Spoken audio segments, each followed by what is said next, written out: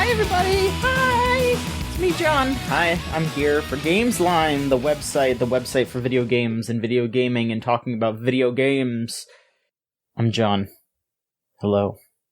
No, you're not. Yes, I am. I'm taking a morose tone right now because gaming continues to happen. Gaming continues to happen. Why is that morose? Not excited for because it's out of control. That used to happen. It's out of control. There's too much of it. This isn't the 90s anymore. You can't be this radical with your gaming anymore. It's sad, isn't it? What are we supposed to do? I don't know. We're supposed to buy the $100 Virtual Boy set as offered by Nintendo. We'll get to that in a moment, because that's an argument that I've had with myself. Anyway, hi, it's me, John. Hello, I'm hosting once again. With me this week, as you can see, are an illustrious group of ne'er-do-wells and also geniuses at the same time. Which, those are the kind of folks that I respect the most. Nikolas, you're here, and you seem to have, three, young with you? Did you give birth or something? What's going on? What do you mean? What are you talking about? Did you just eat them? What happened? You had three, Nicholas-lings there, and now they're gone. Oh shit, it's the cops. Alright, well, I guess it's just gonna be, Lily, you're here. Hello, I'm trapped in the megastructure. How is it in the megastructure?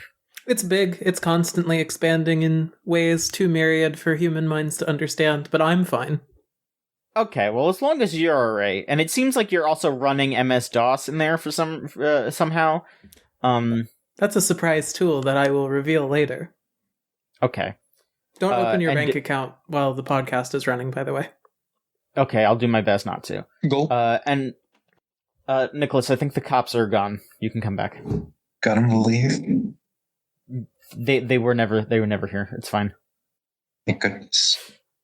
All right. Look, I don't mean to say this to yuck your yum, but it like you playing around with your little guy is like a puppet is a little funnier because it has little white on the side. Yeah. You didn't crop it perfectly. It makes it a little funnier. That's why I'm saying that. It's a little funnier. But we also have Crystal. Crystal, you're here. That's me. Hello, Crystal. Where are you located this time? Are you in some sort of cell or an area? I don't know. Where are you at? I'm in heaven. How'd you get up there? I was shot by Vice President of the United States, Aaron Burr. Oh shit! I didn't even know he was still around. Oh, his reign of terror never ended. His facial tone looks a little coppery. That's true. Yeah, it looks like people have been rubbing their hands on his face for whatever reason. That's what happens when you get old. That's true. Stone Cold Killer. Yeah. Well, how is it up in heaven? Do they have gaming up there? Wouldn't you know it? God does not allow video games in heaven. Do you know if they allow it in hell? Because that may sway... They absolutely do. I'll say that right now. That's part of our ad campaign. Okay, this may sway the rest of my life now. I'm gonna start just doing people wrong. That's what it seems. That's what's gonna happen now because of this information that I was just given. So thank you for changing my life. And down in hell, the Vita was the most popular console ever. Actually, a lot of people on the go down there. I believe you when you Vita say that does Vita mean fans life. went to hell. I'm saying it right now. Yeah. I wish I could have made a funny joke about a PS Vita game, but I cannot remember a single one. I always get worried I'm going to mess up between PS Vita and PSP. PS Vita games. Danganronpa is a PS Vita game. It's true. Oh, yeah. Oh, I can see why it's so popular in Was hell it now. originally a PS Vita game?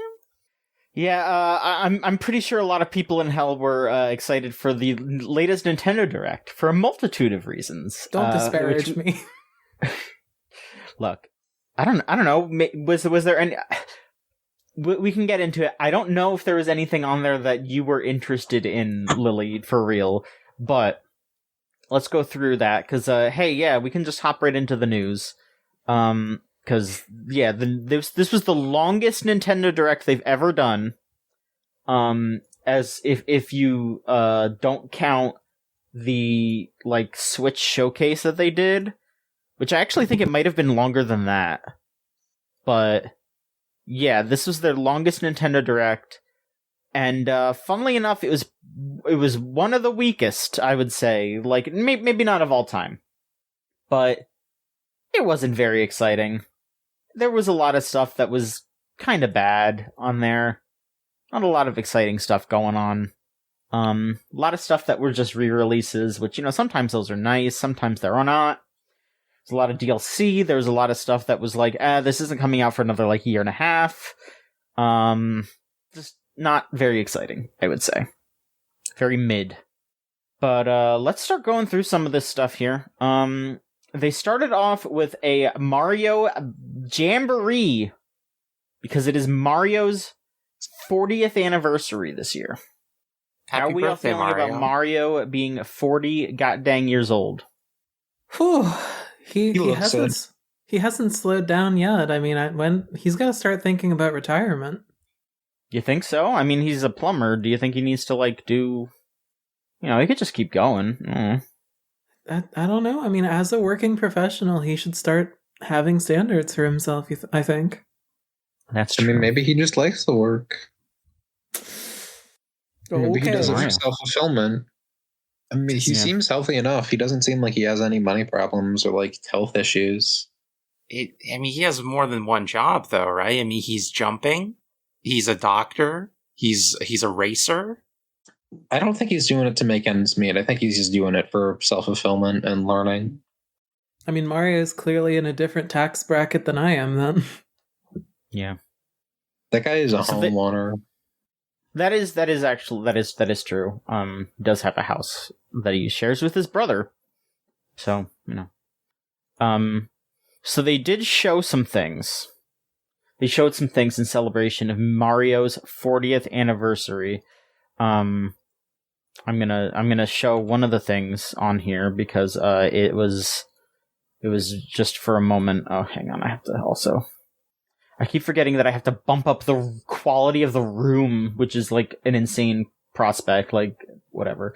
All right, so they showed this, which is the trailer for the second Mario movie, which I'm surprised it's coming as soon as it is. It's next spring, and it's the Super Mario Galaxy movie, as you can see on YouTube right here. You can see that. Why are they titling these things this way? I don't know. Oh my god, those Mario cheeps. Oh my god. That's the Princess Castle. Wow. You Are Mr. Gay movie. Yes, wow. We're finally getting the You Are Mr. Gay movie. I can't believe it. I've been waiting for so long. I wonder what's for dinner. Listen, when they announce Mama Luigi when they make a reference to Mama Luigi, well, that'll be when I clap and cry and scream on in the theater? Yeah. All right. Yeah. Okay. This is spoiling a bunch of the stuff, so I'm just gonna. Yeah. Everyone's gonna be so upset because they're spoiling the Nintendo Direct. They already while happened. We talk about it. I can't believe. No, I know. I'm just kidding. We have the opportunity to once again talk about how Metroid Prime 4 will come out eventually. It's coming out this year. They did give a date. They gave a date. Metroid Prime 4. Oh, what? Why does that game look like that? Which one? Metroid? Yeah, it's so. How do you describe it? Everything's a little too shiny. It is very shiny. Yeah. Because that's how they show off their cool new technology. I guess so. Of shininess? Shininess, yeah. That more shine means more lighting, and more lighting means more powerful console hardware. It's an approximation. That's why the Galaxy games look like that. It's an approximation of ray tracing. Here, yeah, I'll pull up the footy for that one too. The big thing that they showed, specifically was, oh my goodness, everybody, there's a Samus has got a motorcycle in this one. Cause, the lack of your enthusiasm in your voice for all of these announcements suggests to me that Nintendo is washed. I don't know about like forever, but I mean, What if they been a had while. What are their prospects? I don't know, but They're done. They're over. no. Well, if you want to be a negative Nancy about, listen, We're the all company- being negative Nancy's because there's nothing to be positive about. I still want to play Metroid Prime 4. Why? I do. Please Oh tell my me why. God. Because I really liked Metroid Prime 1, and I want to see what Metroid Prime 4 is. So Look you're at this saying But they've shown you the game, and you can't name a positive thing about the game. The only thing you've mentioned is the association with the different game that you like. I mean, I suppose. Well, watch this. Yeah, here we go. Okay, there's Metroid Prime stuff. There you go. That's what I like. Please tell me what you like about this, please. I like when you shoot things in first person as Samus Aran. You're scanning things. Okay. You're traveling around and traversing and finding new areas and doing Metroidvania stuff. You know, getting new skills and abilities and being able to enter new areas that you previously were not able to. Really, the only problem is I'm just a little worried about. I don't know if a little worried is what I would say. Maybe big worried. But the thing that worries me is the motorcycle, specifically in how they're seemingly doing some like weird open world shit. 'Cause, like, what's going on? Like, hello? Yeah, look at all that stuff you can do. You know? That is not very exciting. I mean, the motorcycle might be fun to drive, which might make it a little bit better. But I don't care for just like bland open world stuff like that, just to say that you have an open world. You know? That's how I feel about it. I mean, it looks very empty. Big. Yeah. But then once you get into the area, like, it's like, oh yeah, I pulled my motorcycle over it, now, here's Metroid Prime. Here it is. This is what I want. Like, I don't know. Is it uncomfortable to say that it kind of reminds me, and maybe this is like a low blow here, but it just kind of feels like the open world of No More Heroes, randomly, motorcycle and all. Yeah. Oh my God, you are exactly right. Totally. Mm-hmm. And they made that kind of, like, you know, there's a lot of talk recently about, like, game design choices and how if they're good or bad depending on if they were done on purpose or not and all that. And at the very least I can say that No More Heroes like empty open world was at least incorporated into the like lore and the feeling of the game, but it can still be argued for and against, like, was that a good idea? Should they have done that? Yeah, and I mean, Because artistic intention can be what the artist intended and still not be received well. And at the same time, it could also just be a product of limitations, but it... I guess the main thing that comes to mind is, like... So I, at this point, have played the 3 primary, like, Metroid Prime, like, first person. Like, I haven't played the handheld one or whatever, but... Which is solid. I mean... I have always liked the first and the second's more cohesive planetary design rather than 3's interplanetary design. And honestly, even though I'm not thrilled by an open world as like being like a concept that we need to explore with a Metroidvania, because like part of the appeal of a Metroidvania is having a kind of tight, tailored experience, but I don't know. It's really hard to say, especially with something that has been cooking for as long as Metroid Prime 4. Like, defaulting to optimism doesn't feel like the correct call, but I also don't want to just, I don't know, descend into Twitter user cynicism quite so quickly, but I don't know. I'll see it when I see it. Yeah, it's one of those things where it's giving me pause. For sure. Like, the open world stuff is giving me pause when I was pretty much just like, yeah, more Metroid Prime for a good while. It's, you know, like, it's like, I hope, It's, you know, I would like Sorry, for it go to on. just be. I would just like for it to be good. It looks a lot like the shrines in Breath of the Wild, where you're gonna go find like a little Metroidvania map and solve that one, and then drive to the next one. Which is very much not the appeal of Metroidvanias. Yeah. Honestly, from how...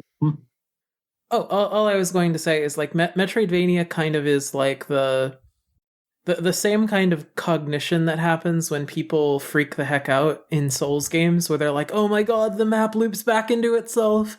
That's very much the same kind of thing that happens with Metroidvanias, and having something where it's a somewhat abstruse corridor is not the same thing as that like kind of experience of understanding how the world map clicks together. Mm-hmm. Yeah. So we'll see how this goes, but what were you saying, Nikolas? From the way they presented it, like, because this is like, what is it, the third or fourth trailer for this game, like legitimate one. Like, this is not a new time. I think honestly, if this was an open world like game legitimately, they would have just revealed that earlier. I think this is more like there are going to be levels specifically dedicated to you being on a bike in an open world, unless they've specifically stated that the game is going to be more open. I feel like this sort of thing, it makes more sense to reveal like, oh, this is one cool level idea that we have like this late on into showing stuff off of the game, because they've been Metroid Prime 4, like we've actually been seeing stuff of it for long enough that I feel like something as crucial as, oh, by the way, it's an open world and levels are actually just strewn around about it. I feel like that would have been shown off sooner in a dedicated segment instead of just dropping that in your like third or fourth trailer. Mm-hmm. I think it feels more realistic to me that it's just like, oh yeah, by the way, here's a cool motorcycle level, since that's a cool little thing we can show off. Mm-hmm. I mean, maybe they are seeming to kind of push the motorcycle a bit, because they did also reveal that there's going to be amiibos for this game, and one of them is just Samus, one of them is Samus riding the motorcycle, which the motorcycle has a name. It is Viola, which is VI-O-LA, and then they're putting out an amiibo of Silex, who is, I guess, the main villain of this. He's from the handheld game. So Lily, yeah, you gotta go play Metro Prime Hunters before you play 4, or else you're gonna be missing out. I don't really even own a Switch 2 at this point, so I know. I'm just teasing. I can't let Silex into my house. I don't have to open my front door to him. He's fine. I'm teasing. Yeah, that's fair. I am happy for the Silex. What'd you say, Nicholas? What if he asks very nicely? My neighborhood has a big sign on it that says no solicitors, and that includes solicitors from space. I didn't know Silex. different. Thank you. I am happy for the Silex people, because I remember when Metroid Prime Hunters came out, people were like, wow, Silex, this seems like Samus's new rival. I can't wait for Silex to show up in the next game. And then they never did, but now they are. Mm-hmm. He's a cool design. Like, don't get me wrong. The weird thing is that the Samus and Viola amiibos are coming out on November 6th, and then the Silex amiibo is coming out alongside the game on December 4th, so I don't know why they're releasing amiibos for this game like a month before you can use them. Hype? I don't know. It's weird. Well, yeah, I mean, yeah, hype, but that's still just weird. You're just gonna be like, wow. You know, you could... wow, there's Pepsi Man getting his ass bit by a dog. I'm looking at him. It's amazing. I would get an amiibo of Pepsi Man. They don't have video games in heaven. Why would they have good internet? True. Then you're completely free from the dramas of the internet. Yeah. You don't know what's happening in Nintendo Directs. That's fair. That's fair. But yeah, so back to Super Mario. Mm-hmm. The guy that everyone loves. They announced a bunch of other stuff with regards to Mario that are just a bit much. So after they talked about the movie, they said, well, hey, you know, Super Mario Galaxy movie, you should be able to play Mario Galaxy. Right? And they did release Mario Galaxy in that Mario All-Stars collection a while ago, which they took off of the eShop and you can't buy it anymore. It was a decent, it was a basic but decent collection where it was just like, yeah, here's these 3 games for like, what, I think it was like $50. And they run fine. They've got like, you can remappable controls and all that. Obviously, you could just run all of those games on Dolphin and you could just do whatever the hell you want with them. But for people who don't want to mess around with that kind of stuff, it was a decent bundle. And then they just got rid of it though. So now they're like, okay, well, we're making a Mario Galaxy movie. People got to be able to play Mario Galaxy. So they're re-releasing Mario Galaxy and Mario Galaxy 2 in a bundle on October 2nd. There's a physical version that has both of them, and then you can get each of them separately on digital stores. They are $40 each digitally and $70 altogether physically. Which, if you recall, Mario All-Stars was not that much. It was like 50 or 60, I don't remember. But that's still less than 70, and that was 3 games. And this is 2, and it's 70. Maybe, and if you have Sorry, just... I don't even want to be, like, necessarily inflammatory, but it's like... We have the ability to end these patterns, you guys. You can't just be buying the same game over and over again for worse prices every time. Yeah. But it's Nintendo. I have to. I mean, maybe that is like the underline of the entire Direct, frankly. But I don't know. It is actively hard for me to not be cynical about this kind of thing when it's just like, no offense intended to any persons present, but it's like, okay, you're buying it again for a worse price. Mm-hmm. And it's just, I guess that's ultimately the end of my statement. Just, you have the power to end these patterns, you guys.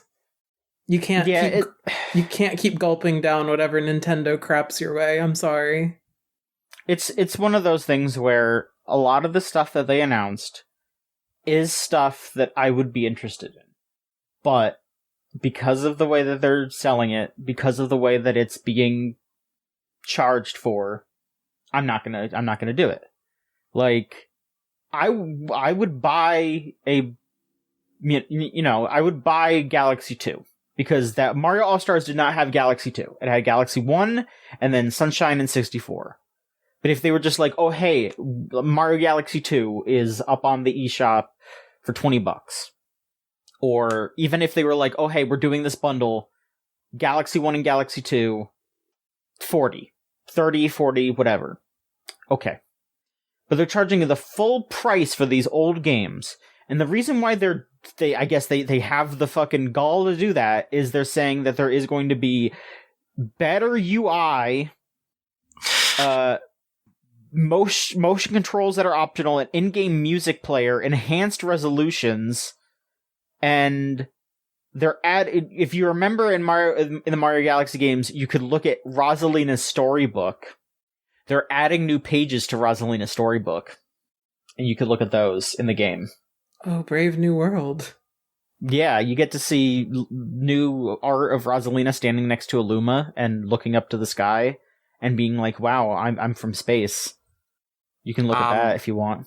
I kind of have to take Nintendo's side on this one, honestly. This seems like a reasonable price for 2 games that are considered some of the best Nintendo games.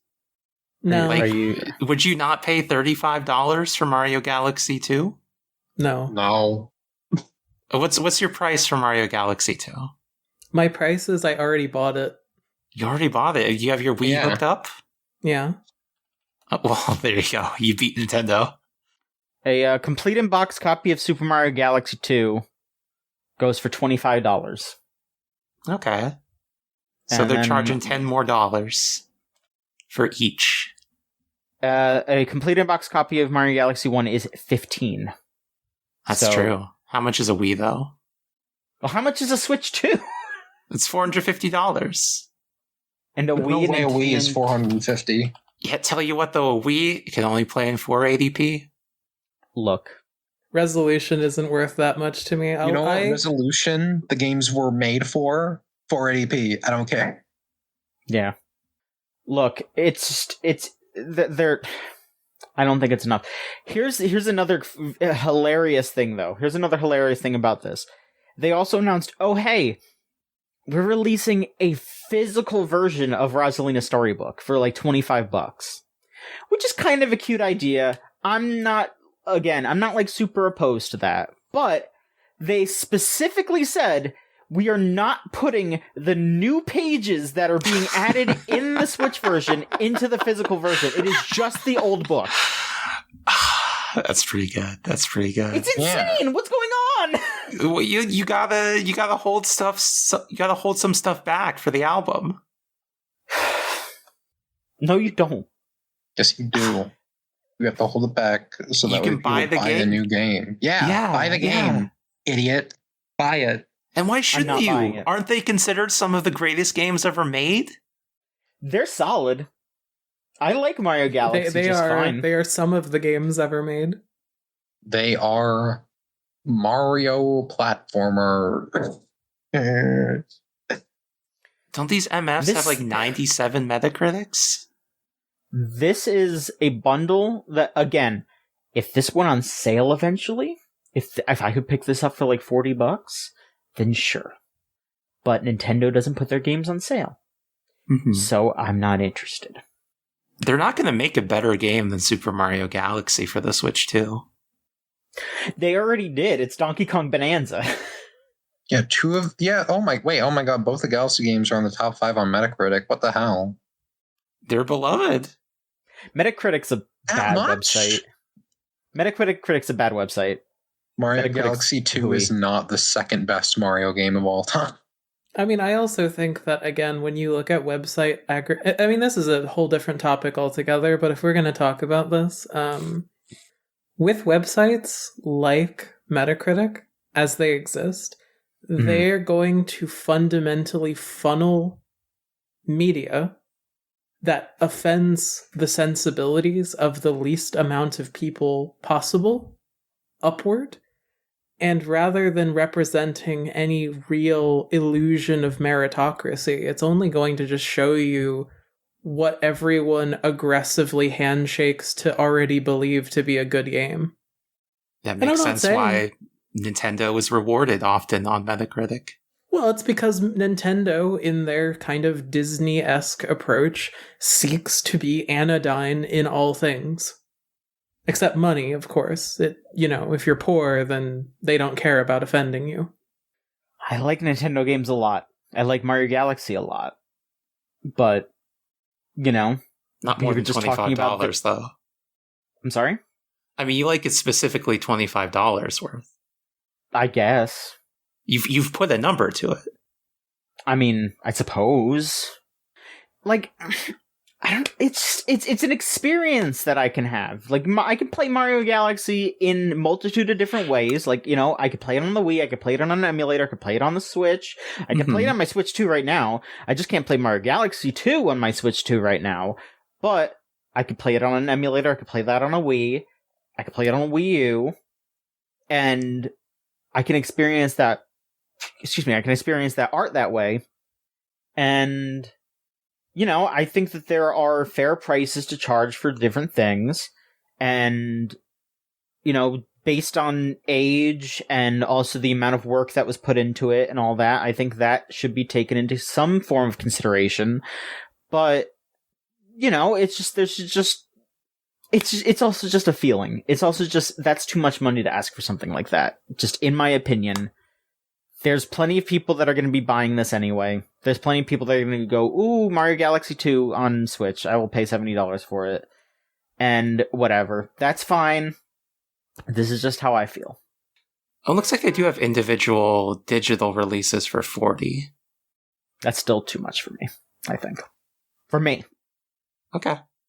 Crystal, if you want to go pick up Mario Galaxy 2 for $40 right now, I'm not going to stop you. You go do what you want. No. I don't even own a Switch, too. I think the premise of this conversation has been that none of us want to pay $40 for Super Mario Galaxy 2. If someone wants to pay me $40 to play Super Mario Galaxy 2, I can easily accept that arrangement. I will not be paying $40 on a console I do not own to play Mario Galaxy 2. Mm-hmm. This is where I throw my Patreon in the ring.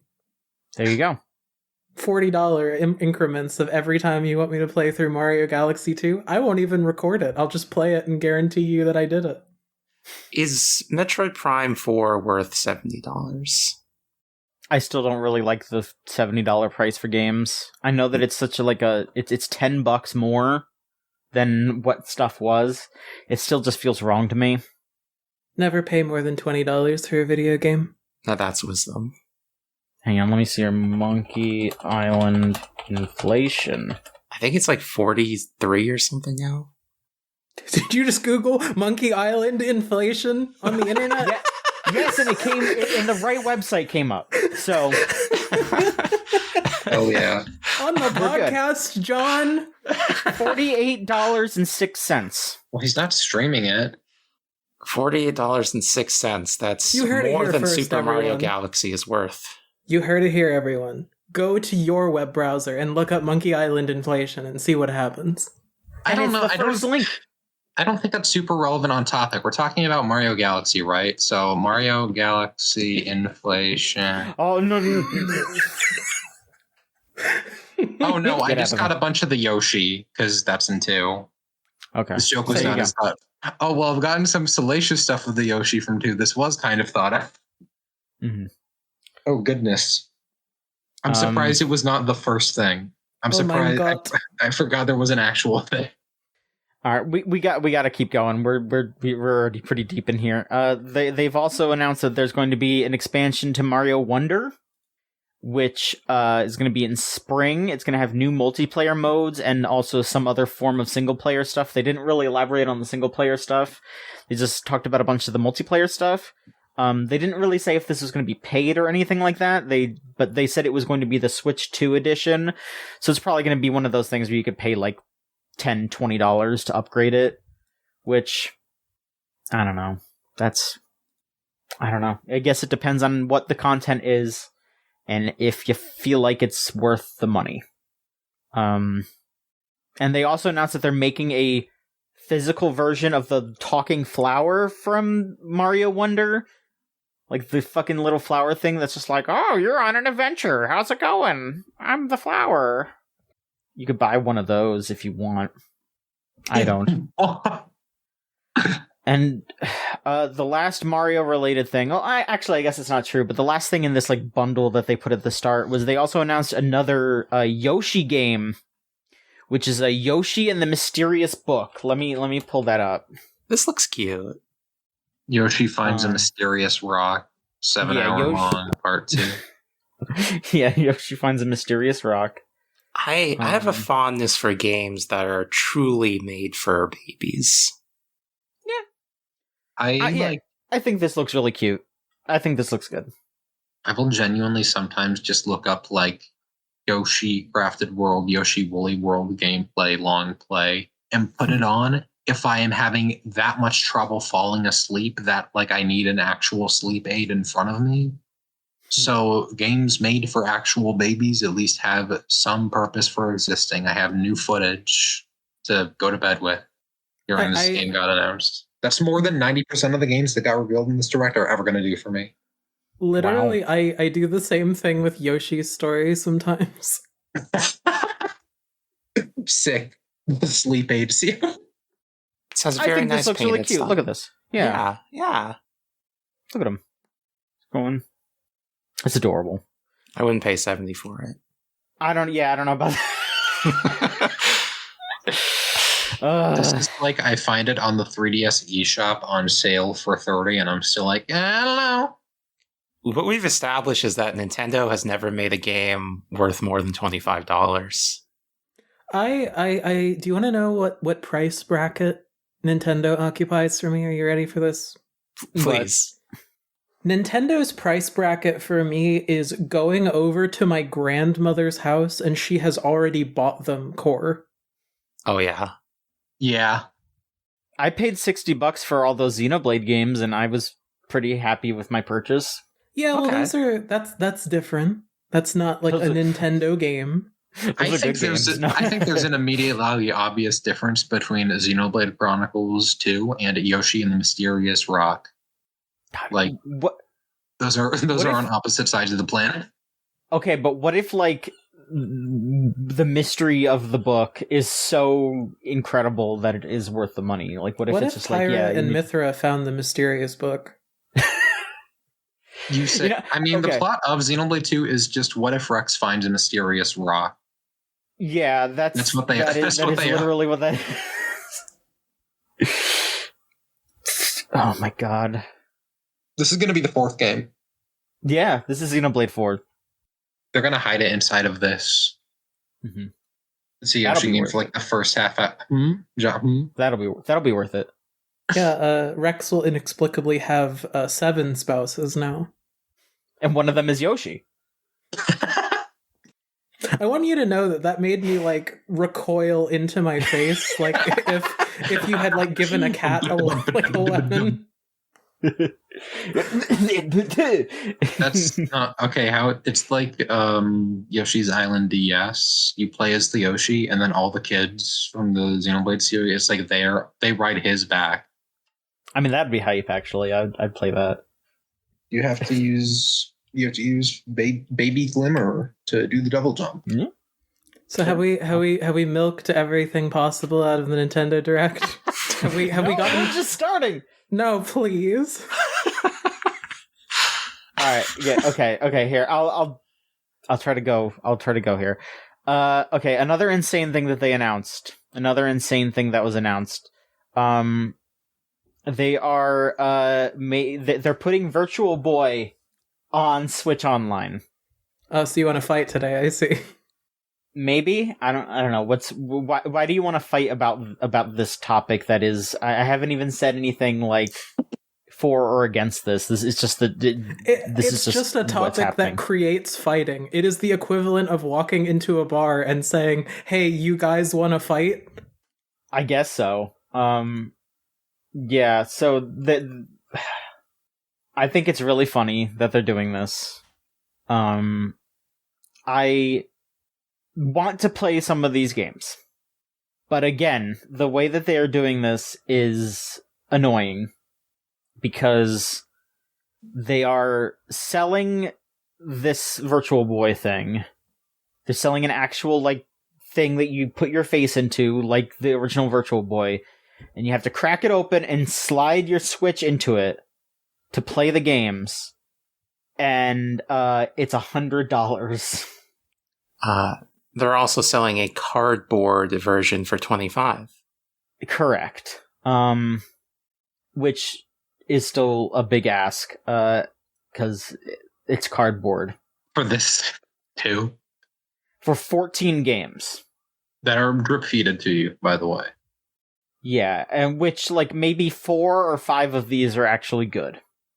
Oh my god, and 2 of them are Tetris. Two of them are Tetris. One of them is Space Invaders. I mean, like, Wario Land is good. Teller Boxer's decent. Jack Bros is good, and I mean, 3D Tetris is cool. I don't know if I'd say it's good, but it's cool. And then the Innsmouth game is good. I'm actually like really happy that they're bringing that over. You know, if they translate it and all that, or if it was translated already, I don't remember.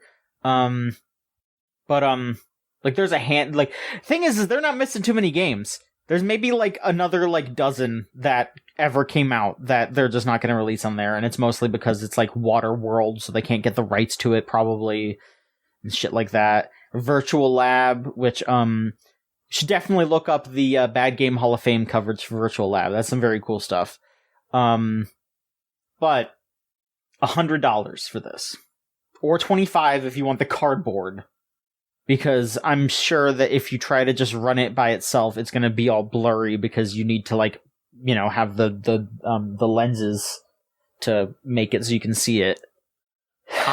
Which sucks. Nintendo flirted with 3D a little bit with Nintendo Labo, where they had the 3D modes for Breath of the Wild and Super Mario Odyssey.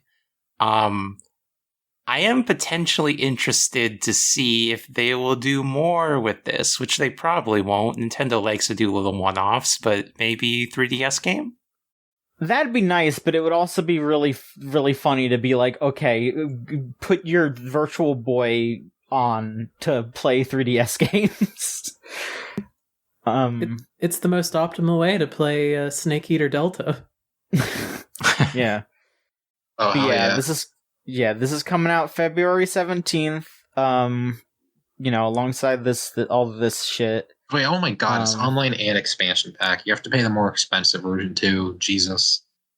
Which, I'll be honest, I have that because I wanted to get the GameCube games. So this is just kind of more icing on the cake for something that I'm already I've already gotten. And I'm splitting it with my roommate, so I'm not paying the full, like, however much. I think it's 60 or whatever. That cardboard one, just like staring at it like I am right now, looks like something that they used to dispense napkins at a child's birthday party. It does. I mean, that's probably what it will be used for, like, the week after they buy it.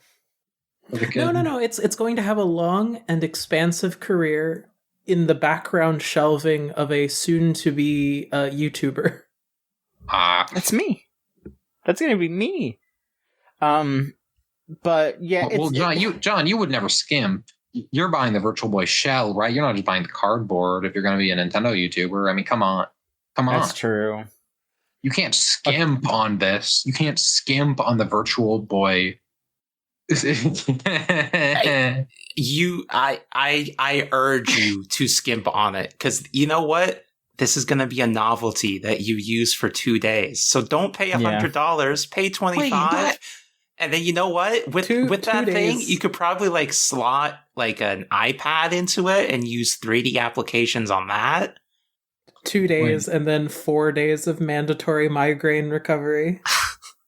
Wait, but John, no one's actually going to buy the shell. If you buy it now for $100, it'll become a collector's item. You can sell that for like $300 in 6 years or something. No. In 16 years or something. I don't want to do that. John. I don't want to. John, no. I don't want to have to participate in the speculative market. I just want to buy things and have fun with them. I just want to enjoy video games. I like 3D as a concept. I think it's cool. I wish that it was a little more like mainstream and affordable. I guess I am lightly excited by Nintendo doing this, even though, again, I am not going to purchase this product. Yeah. I mean, the one thing that I will say is, if they are seemingly being open to having, like, new attachments and stuff for old games and, like, the online stuff, the classics, you mentioned 3DS before, but it would be cool if they were just like, oh yeah, we're gonna have like an extra screen that you could pop on the top of your Switch too, so you could play DS games. Like, I'd be more interested in that because there's more than 14 DS games that I would play. But crossover of the century, we will eventually get Half-Life Alyx running on the Nintendo Virtual Boy. Sure. I don't know. I mean, again, it's a bad deal. It's fucking weird, and yeah. And it is really apparent that this high price is partially because of like tariffs and stuff like that, because in Canada, it's the equivalent to 70 USD. Like Canadian prices are their own can of worms, but like it's equivalent to $70 US, which is still kind of a lot, but that is kind of what I was expecting them to be charging for something like this, not 100.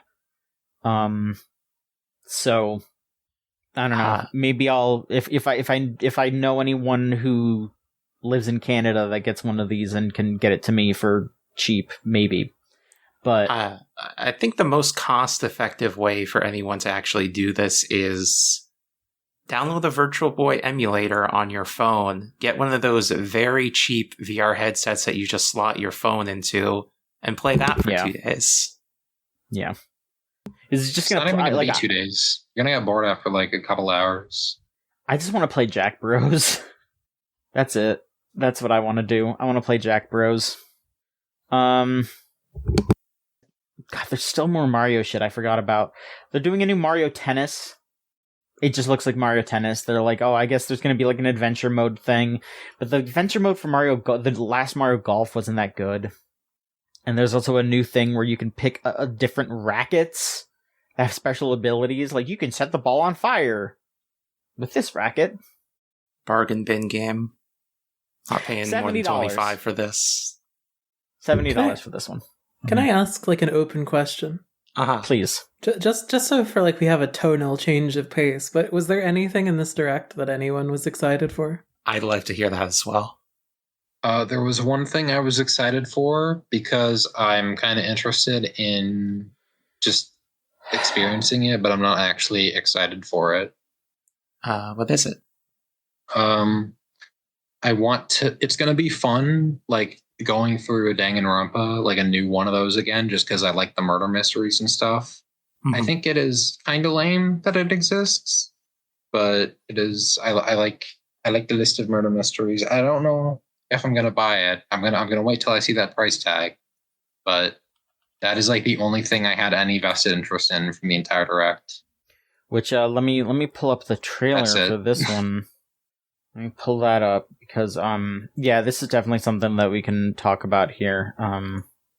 They are doing a remake, remaster, some sort of Danganronpa 2. Not Danganronpa 1, Danganronpa 2.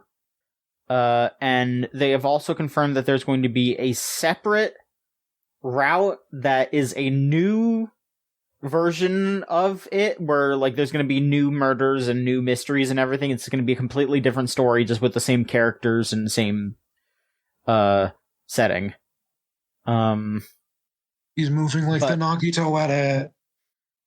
It's being written by the new route is being written by the guy who wrote Rain Code, and I Was that Rain Code? Yeah, I'd looked that guy up on what was it? What's the site I used? Moby Game. And I thought it was. I mean, that's what Rose said. So if Rose is wrong, tell her that she's wrong. And also, I guess tell me because I'm saying it. But but yeah, Danganronpa 2 is one of my favorite games ever, and like I know that there's a lot of things where it's like things don't need remakes. And some games that I like, I have gotten remakes for and I've enjoyed them, and some games I'm like, I don't need to play this remake, it's fine.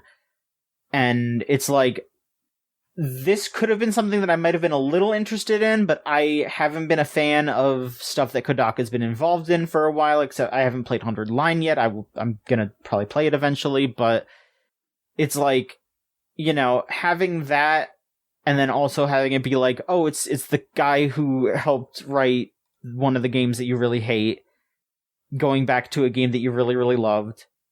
And also, reflecting on the ending of V3 and how it's just, like, it feels like we've been circling the fucking drain about Danganronpa V3 for, like, it feels like 15 years now, and it's not, it hasn't been 15 years, but it feels like it.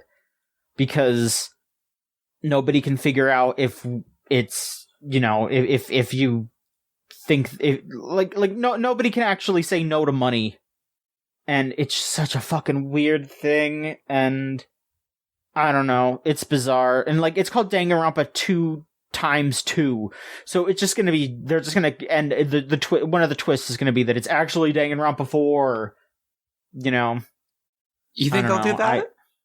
Yes. Okay, I can see it. I mean, spoilers for everybody. Do you know why Danganronpa V3 is called Danganronpa V3? Yeah, it's 53. Yeah.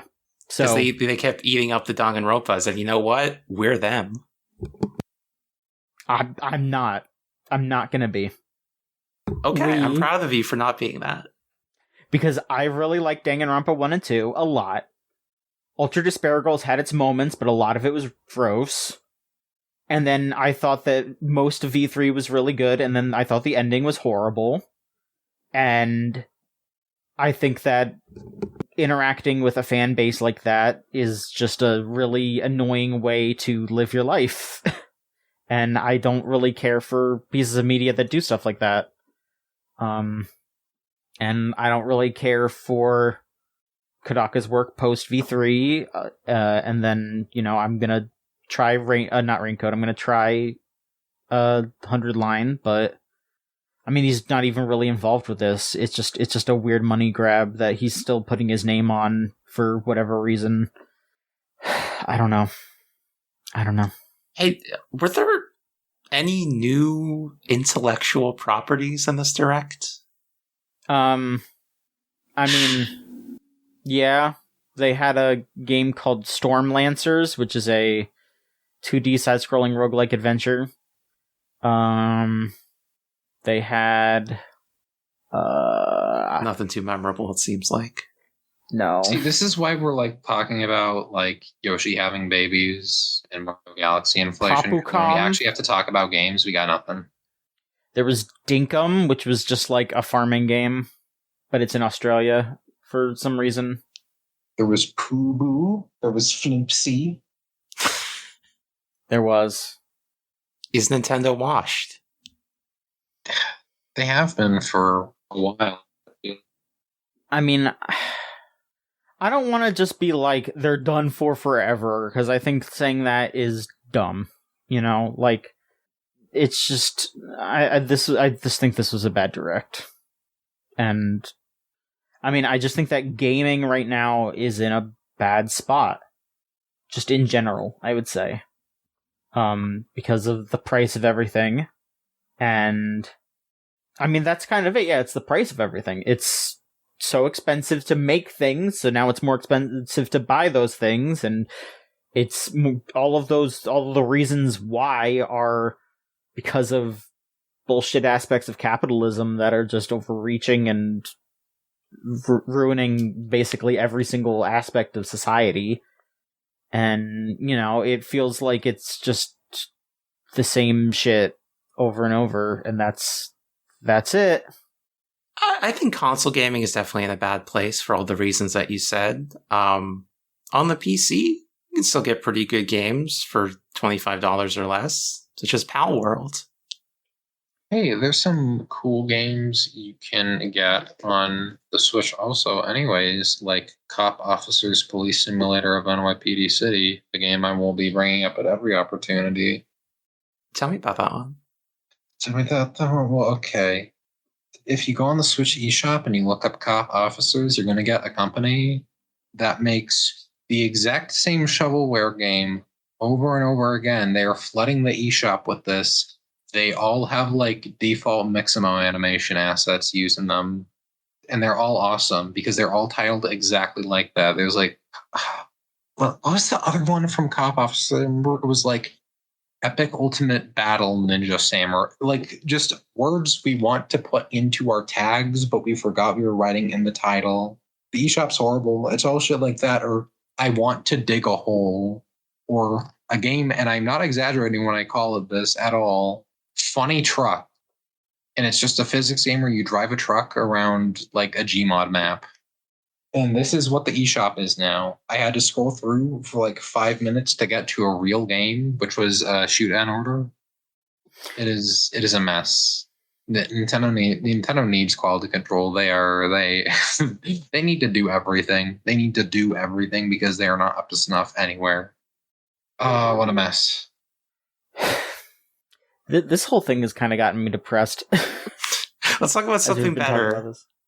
I don't know. Is there anything else from this direct that we want to talk about? I mean, usually we go over everything about it, but I keep seeing people post stuff like, you can't say this was the worst direct ever, and then highlight specific Wii U directs and never say anything that was like good about this one. Because it was just like a bunch of, oh, yeah, this is what Nintendo does now. I mean, Fire Emblem fans are probably happy. But it's like, no one else really, none of the other games are ones that I think people are super excited about. Yeah, I mean, they didn't really elaborate on what's going on with that new Fire Emblem game, so it's a little hard to fully tell. But they did reveal that it's somehow tied in with Three Houses, so a bunch of people are getting mad about that! You're getting mad about it? Not excited? Because Three Houses just draws in a bunch of discourse, so everyone's gonna argue. Oh. Well, I guess that kind of makes them happy. I think we owe ourselves the ability and the dignity to not imprison ourselves with the burden of other people's thoughts. Sure. Wise. Very wise. I mean, someone else somewhere is mad about a game I'm not going to play. Not my problem, though. Yeah. All right, let me. Okay, there's some Pokemon stuff. Can I talk about the Pokemon stuff and then we can move on? Because Please. I actually, as is your prerogative, sire. Okay. All right. They announced that the Kalos starters, the starters from Gen 6, are going to have Mega Evolutions. Delphox, Chesnaught, and Greninja. So the one thing that people are being upset about, which I kind of get, is people are worried because they said that the way that you get these Mega Stones is by playing the competitive online battles in ZA. Like, you have to participate in the in each season, like the first 3 seasons of the competitive, to get the stones. But I'm just gonna go out on a limb and say that's probably just how to get them early. Like, I bet they'll be available elsewhere later. Especially because they also did announce DLC for Legends ZA, called the Mega Dimension, which involves some sort of alternate universe that you can go into. And they also have Mega Raichu X and Mega Raichu Y. I like Raichu. Yeah, Raichu's pretty cute. Yeah, I mean, those things are things that I'm interested in for sure. You know, like Pokemon DLC is usually really solid. I know that there's, folks that are like, they're announcing DLC before the game came out. I mean, at the very least, I guess I'm just a little, I'm not too upset about it because A, so many games do that and have been doing it for the past 15 years. And B, it's kind of just like they've been doing DLC for their mainline games for the entire time they've been on the Switch, so it's not like it's a surprise, like they're just telling us now. Nintendo deserves to be spit on for all their decisions, though. Why should I give them any credit for this? I don't know. I just choose to Nintendo. I just choose to pick my battles, I guess. My battle is against Nintendo. My battle is against stuff that sucks, and sometimes that involves Nintendo, but also I like a lot of stuff that Nintendo does as well, so I'm sorry. Next news, or next game. Okay. Yeah, one last thing that we'll talk about here. They announced a strange Pokemon game, but something that I feel like people have been kind of asking for a while, is Pokopia, which is it looks like it's gonna be like a Harvest Moon Animal Crossing like thing, where you play as a Ditto that takes the form of a person and is doing kind of a shitty job at it, so it's kind of cute. I'll pull up no, I'm not gonna pull up the trailer. I'm already too lazy to pull up trailers, I'm sorry. They are, you play as this cute little kit critter Ditto, and you run into different Pokemon, and you can make, you can make a farm, you can make housing for them, you learn how to use their moves to do different things, like Bulbasaur will be like, here, you can use leafage now, so you can plant grass. So it looks cute. I've never really been into these kinds of games, but if you're into the farming sim type thing, I feel like I've been seeing people be like, they should make Pokemon Animal Crossing for 20 years now, so here you go, they're kind of doing that. Nintendo is a litigious company, and that aspect of them has been heating up lately. So when I saw this, the first thing I thought was, I hope the Cobblemon people have all their money in a Swiss bank account right now. Yeah, I mean, if they're making money off of that in general, that would probably just get shut down even if this wasn't happening.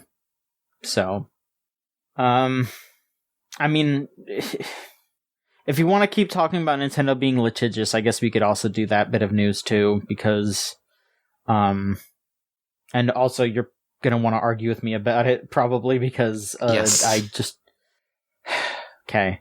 So, there was a patent that was recently cleared for Pokemon games that was being reported on as saying that they had gotten the patent to just like summon a character and do battle, which there's no way that they would actually be able to get a patent for that because like there's so many games and other like just things that have done that previously. Like Shin Megami Tensei came before Pokemon, and so they would not be able to, you know, own that concept because Shin Megami Tensei did it first.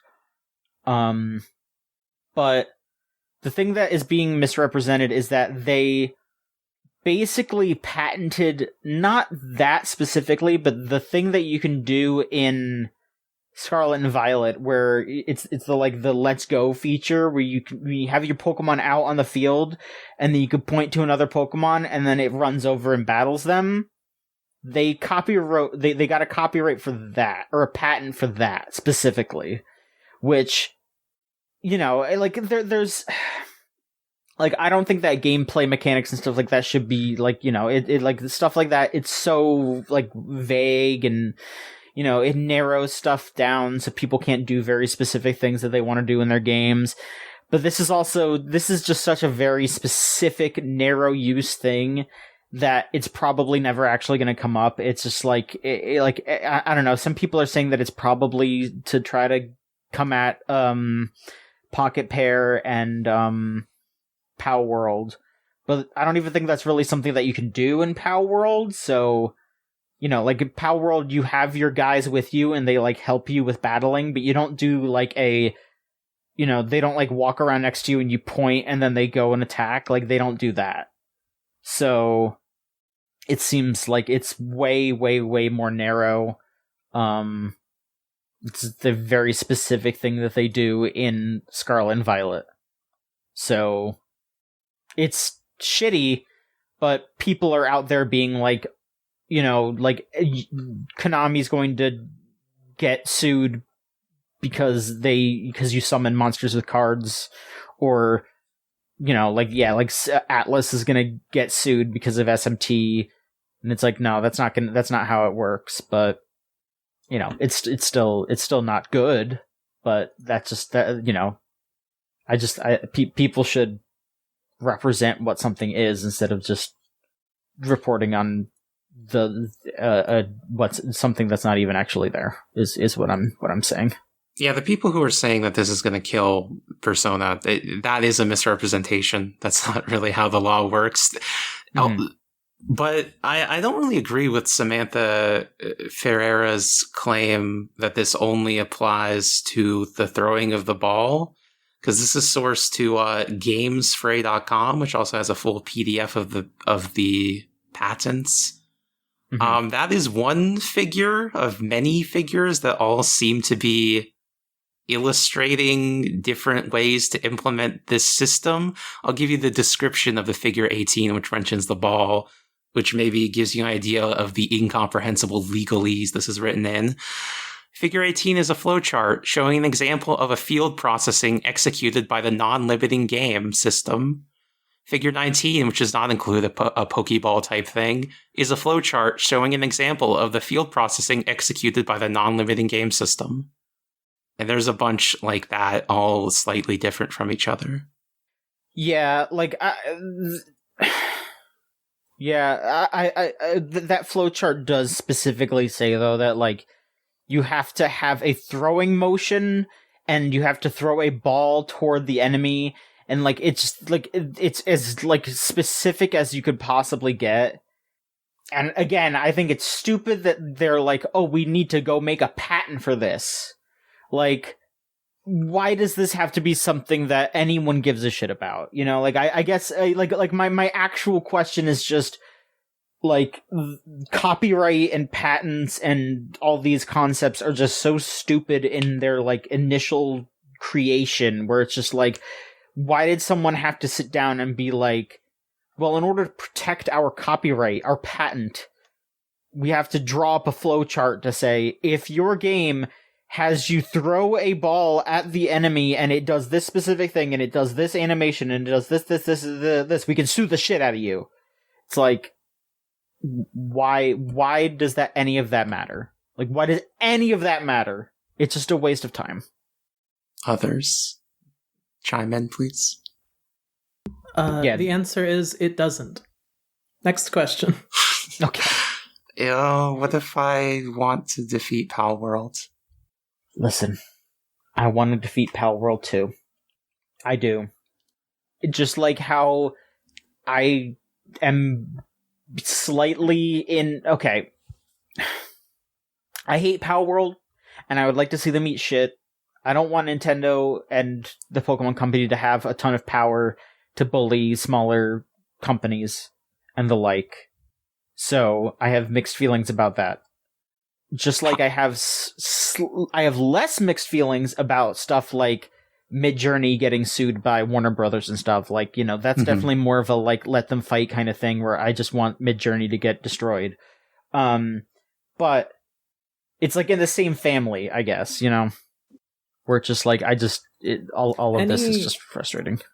Any legal tool that facilitates a company being able to essentially alpha strike ideas that they don't like being in other people's hands out of existence is almost always and in perpetuity going to be used in fashions that are fundamentally anti-art and anti-consumer.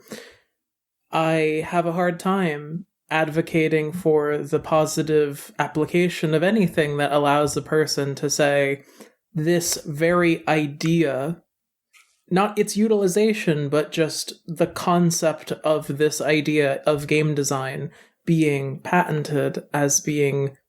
I think it's a fundamentally unhelpful thing, and it will only contribute to, again, the aggressive litigation that Nintendo seems to be defining themselves with in this decade in their attempt to Disneyfy themselves. Nikolas, what do you think? What do I think about this? I am as a guy who spends a lot of time making games and putting them together, I find myself very just immediately, even if it was the most specific thing ever, if it was to the degree of like, the patent is okay, you can only make this specific set of character designs that we invented that fall in line with this specific thing, but you can't let these specific things do these specific actions that align with the moves that we made. Like, if they made the most hypothetically specific thing ever that literally only existed to be, you can't make a Pikachu do a Thunderbolt after getting thrown out of a Pokeball, and it was all literal, I would still be against that, because like, even that specific of an idea should not be something that is limited in its use. Like, I don't think there's like any level of acceptance towards what should be copyrighted when it comes to ideas or mechanics, because it's like if we had this with movies, it would be like, okay, you can't shoot scenes where characters are blocked out in these positions, because like, no, that's bullshit. That even if it's very specific, that's still a fundamental part of how you have to think about art in any way. And even if it's so hyper-specific that it would never come up 99% of the time, that 1% of the time, someone is going to be like, oh, God damn it, this shit sucks. And even if it doesn't, like, exist to directly limit that, and more so exist to discourage it, or even just, like, fearmonger against people, because I feel like that is, to a degree, what the idea behind some of these are, is just, yeah, you guys better not be getting any ideas, especially with how people like are presenting it in the news. Though obviously there is a disconnect between a lot of news places and Nintendo themselves. I still think like, I don't know. I feel like if you're a company the size of Nintendo, you're going to know how people report on news. And I feel like if you want to be direct about the idea that, like, people shouldn't be scared of something and you are trying to be super specific, you're not going to go into, like, that level of legalese. Like, it feels actively malicious over anything. And I think that form of maliciousness is very anti-art and expression, and that is the thing I value games for. I would much rather a game be able to express itself fully and feel like a ripoff, or even just outright be a ripoff, than not be allowed to do that. Because I think not being allowed to do something in art for any reason is lame and uninteresting, just on the surface of it. I do not like this. I do not like this as a topic of discussion. It makes me feel sad. I mean, just putting it another way. Putting it another way, though, the legal case that Nintendo decides to put out doesn't need to even be valid. They can obliterate you with legal fees before anyone even rules in your favor. Yeah. Yeah. So anyway, I played on my Nintendo Switch 2 this week. They make Mario Galaxy. It's alright. I love Nintendo. Hey. And I have a lot of Nintendo Switch games, and I like to play video games. And I think we are allowed to have the nuance to say that you can enjoy a piece of art while saying that the people who make it are cartoon villains. I think we can enable ourselves to say that much. But I also think that there's a kind of problem that comes with, as I've been regurgitating over and over again on this episode, that it just kind of reaches a certain point where it's on you to say whether or not you wish to take part. And I think it's more important to at least admit to yourself that you want to buy the commercial product over caring about any of those issues. I mean, I care about some of these issues. It's just like, I pick and choose what I interact with. Sure, maybe, but Nintendo is a monolith. Like, sure, you can hypothetically only buy the products from the evil corporation that you think are worthwhile, but it's still ultimately going to go in their pocket. And but no means am I, like, advocating for an objectiveless, like, boycott or something like that, but it is one of those things where it's just, I live a perfectly happy and fulfilled life not filling my day with Nintendo games, or Nintendo products, or Nintendo films, or Nintendo Directs. And I just think it's really difficult to have these kinds of conversations about these large monolithic corporations where we are essentially doing their own advertisements for them. Even if we kind of paint them in the top of all of our personal disinvestment and everything that they do, we are still, at the end of the day, talking about Nintendo into such a degree where I think, isn't that just kind of the problem? They're a monolith that is difficult to talk around. Yeah. I mean, I guess then, and I mean, I don't know. I'm not asking this I'm not saying this is like a gotcha, but like a genuine thing where it's just like at what point then should we just not do this? Because what video game news, what video game coverage would we, because what would be, we're interacting with this industry, No, and I think, again, that is the problem of it all. Like, the issues with these things are so big, they are so expansive beyond this room, beyond this industry, that it is difficult to come up with a solution for something like that. And I don't know, there's only so many ways I can articulate my disappointment with a company who ultimately doesn't know, regard, or care that I exist. At the end of the day, giving a corporation more legal clout to just delete ideas that they don't like is a problem. And I guess that's just kind of the end of my sentiment on it. I don't have to pretend to like the corporation just because they make product that I find enjoyable. Sure. I mean, sorry for, like, kind of going through things on the podcast. I mean, I guess just, like, you know, it's one of those things where it's just, like, I will say as shorthand, like, yeah, I'm a Nintendo fan. I like a lot of the stuff that they put out.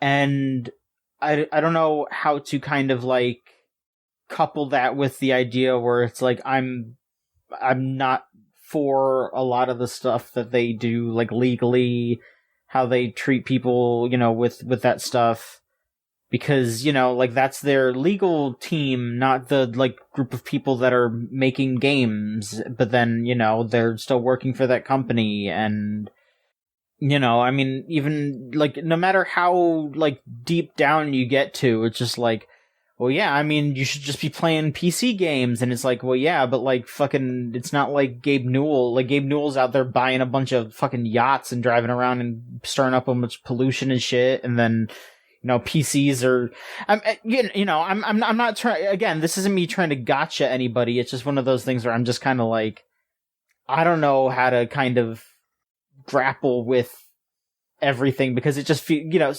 because it does feel like, and again, I'm not trying to, like, say, like, you're, like, I don't think that you think that I'm, like, a bad person or anything, but it's just one of those things where I'm just kind of like, is, you know, like, am I being a hypocrite? Like, what is, I mean, I guess I am, but I guess that's just how being alive is. But it just, like, it feels like a judgment thing where I'm just like, because I enjoy Nintendo games more than some other people, that it just makes me feel like I'm bad at caring. I think that there is a very long chain of whataboutism that you could fall into, where one could point at the various systemic corporation issues that kind of contribute to that kind of issue. And I think that everyone has their own kind of personal journey that they need to go on with things like the hypocrisy of buying from a corporation that ultimately just wants to care about its financial dividends. There are certainly things that we all purchase that contribute to something net negative, and we are willing to make that potential sacrifice because our individual comforts in that particular moment outweigh the long-term, you know, goal of things improving.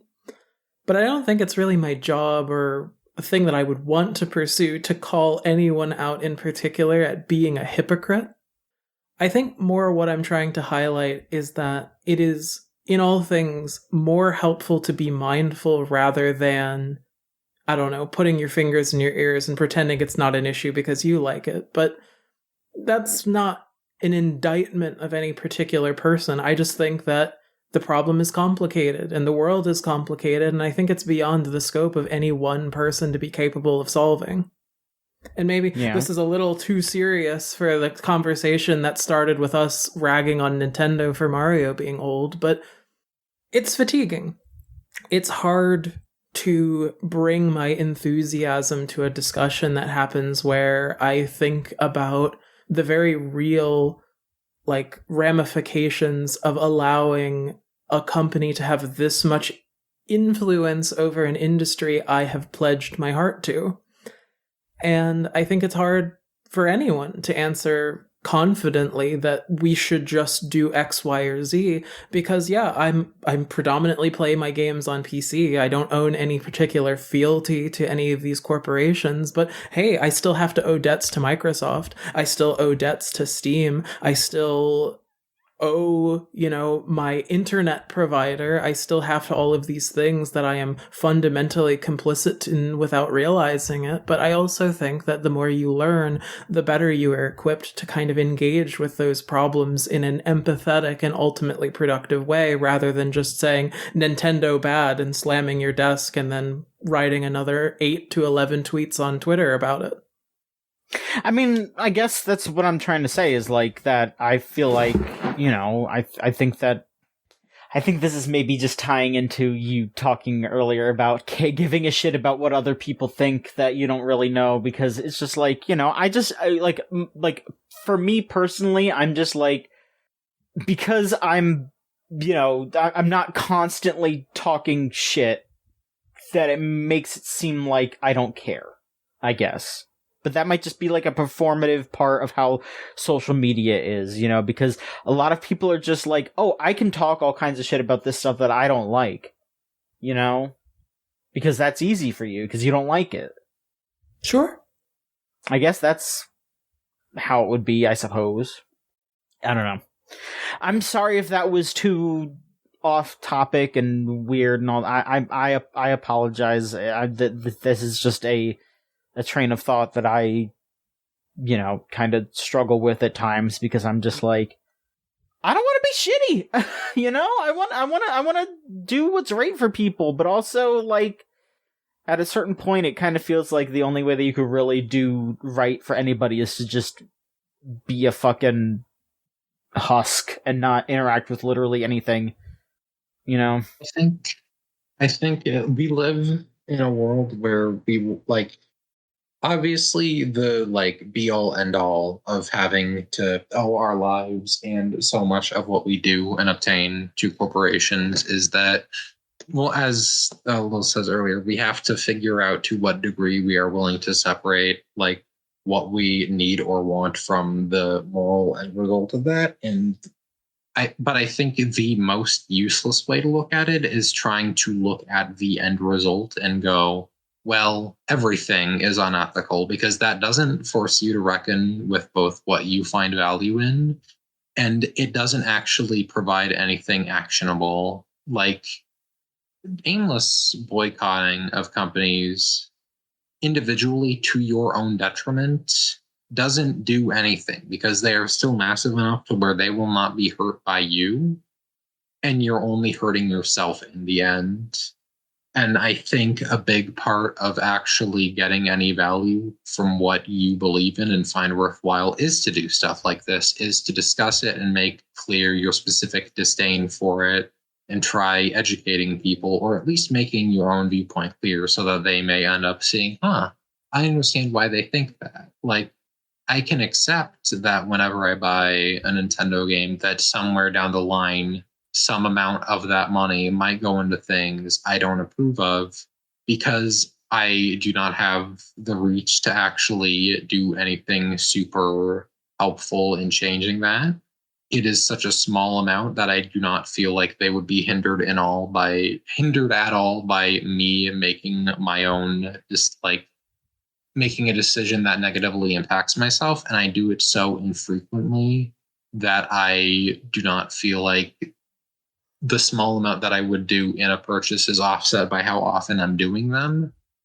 Whereas, like, I don't want to say its name, but the HP books or franchise, I guess, is the most specific I will go into it. We know that money directly from that sort of thing goes into organizations that do things that I do not imagine anyone in this room approves of. We have evidence of that.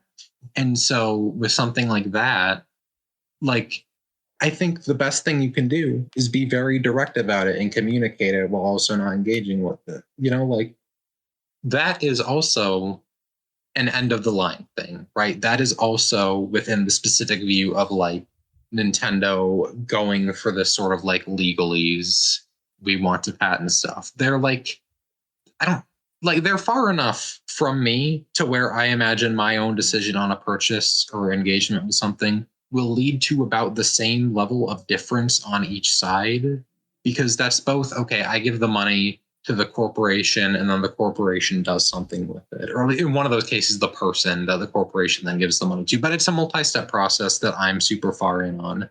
And, like, I'm fine with doing it for Nintendo because, like, I guess it's just because it's something that the effects of, I don't know, like, a good way to phrase this, because it is such a specific moral conversation. But, like, with HP, I don't want to give it the time of day, because, like, that's something specific groups may, like, latch onto spitefully in a way that they can then action upon. Whereas I feel like that inverse applying to Nintendo doesn't really work.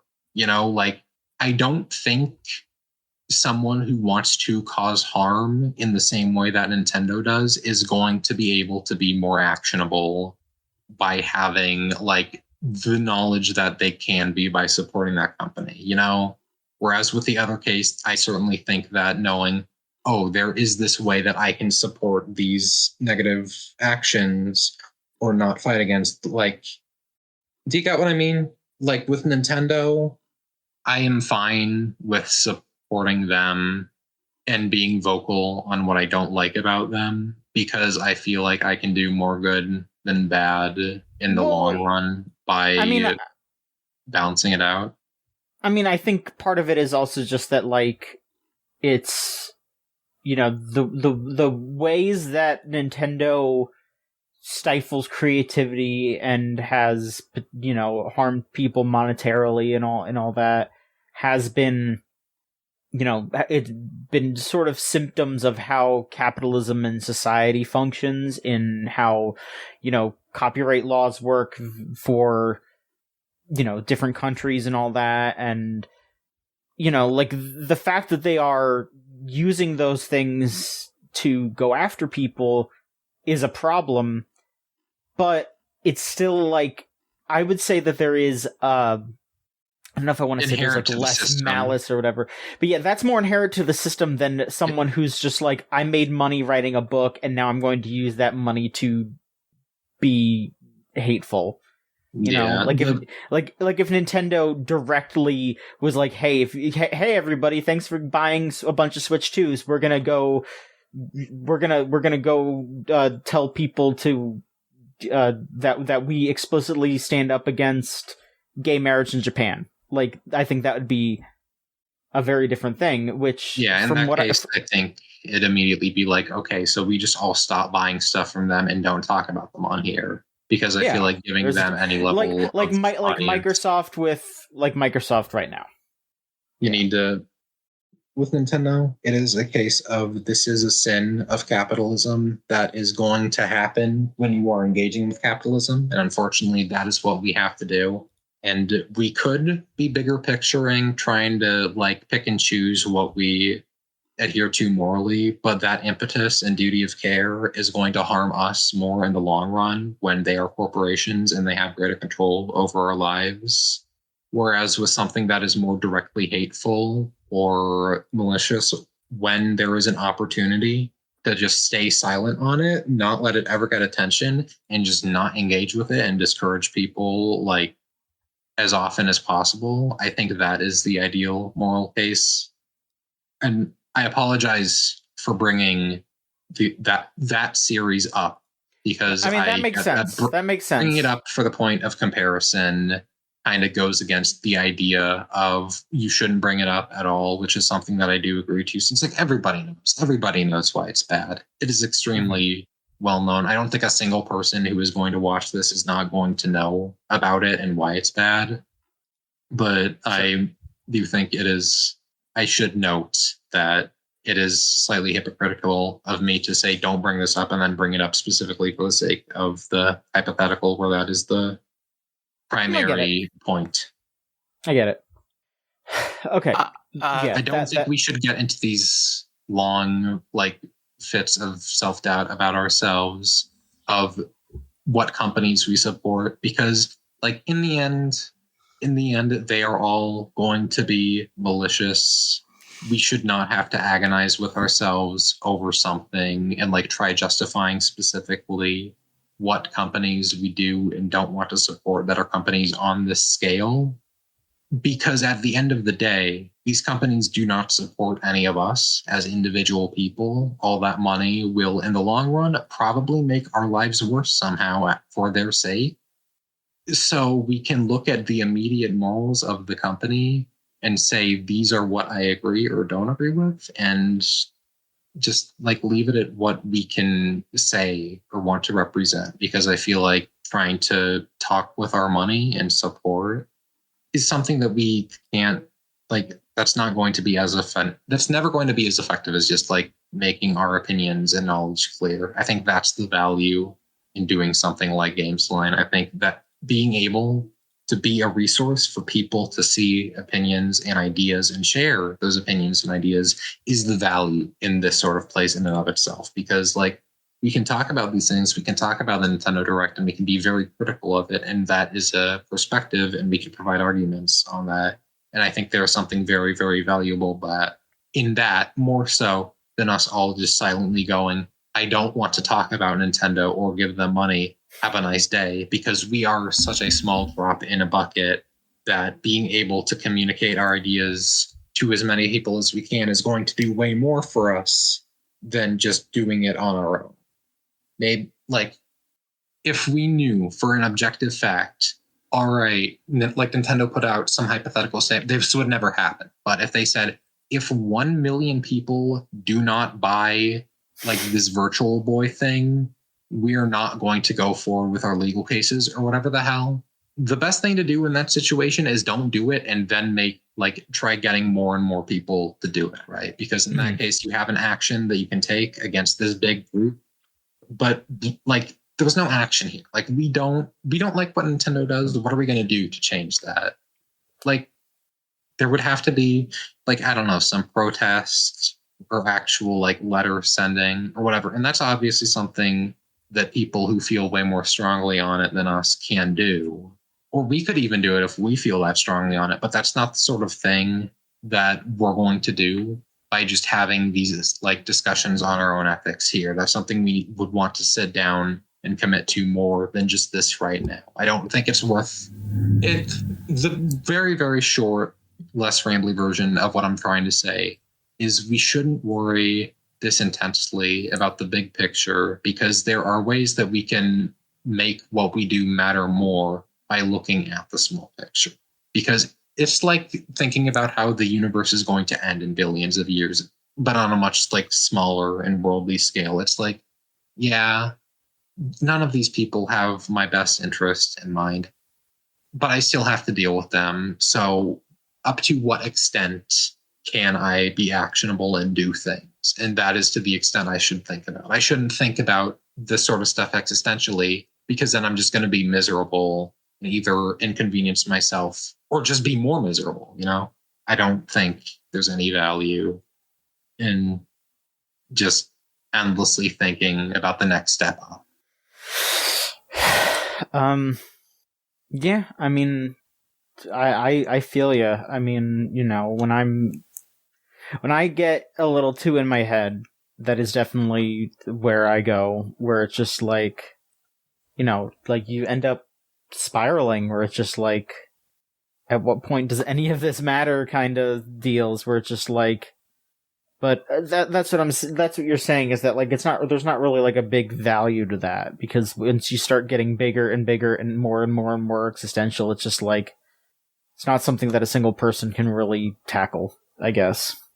Eventually, the mental gymnastics you will have to jump through to justify things that far out they'll just be so nonsensical that it doesn't matter. You're doing less. That, like, if you ever feel like you're going to spiral into just this long-winded thought of, is what I do worth it? What ethics do I have? Just like talk with someone about it. Just sit down and go, hey, so what would you do in this situation? And then you're going to get something valuable out of it. You're going to get to hear thoughts. You're going to get to share thoughts, and you're not going to spiral anymore as much because you have another person to be grounded with you. Like, that's, sure. I think that is ultimately the most important thing. You know, just, it sounds so cheesy, but just talking with people on your level is one of the best ways to avoid yourself from spiraling or feeling worse about yourself. I think a lot of problems with people's mental health in a lot of different ways just comes from not having a connection in specific moments when you need one,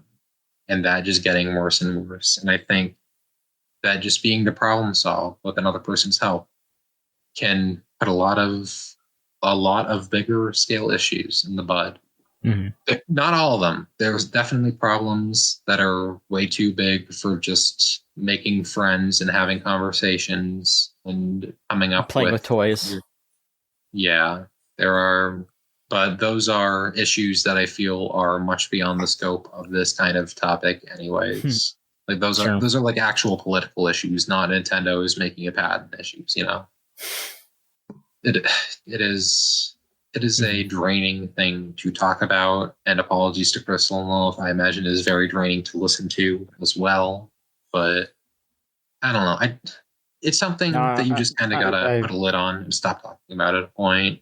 And I apologize that I've not been doing this. We can move on. Yeah, we can. So the Drakengard soundtrack shadow dropped on Steam. Yeah. CD is skipping Drakengard. Yeah, I was almost like I don't even know how to continue on.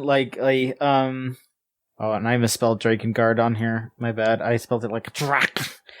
With an extra C. I'm really good at contributing to the personal darkness of the conversation, and then I will pickaxe my way out by all means necessary. Look, I apologize. We could talk about Drakengard. Drakengard. Yes, they uploaded the Drakengard soundtrack to Steam randomly. And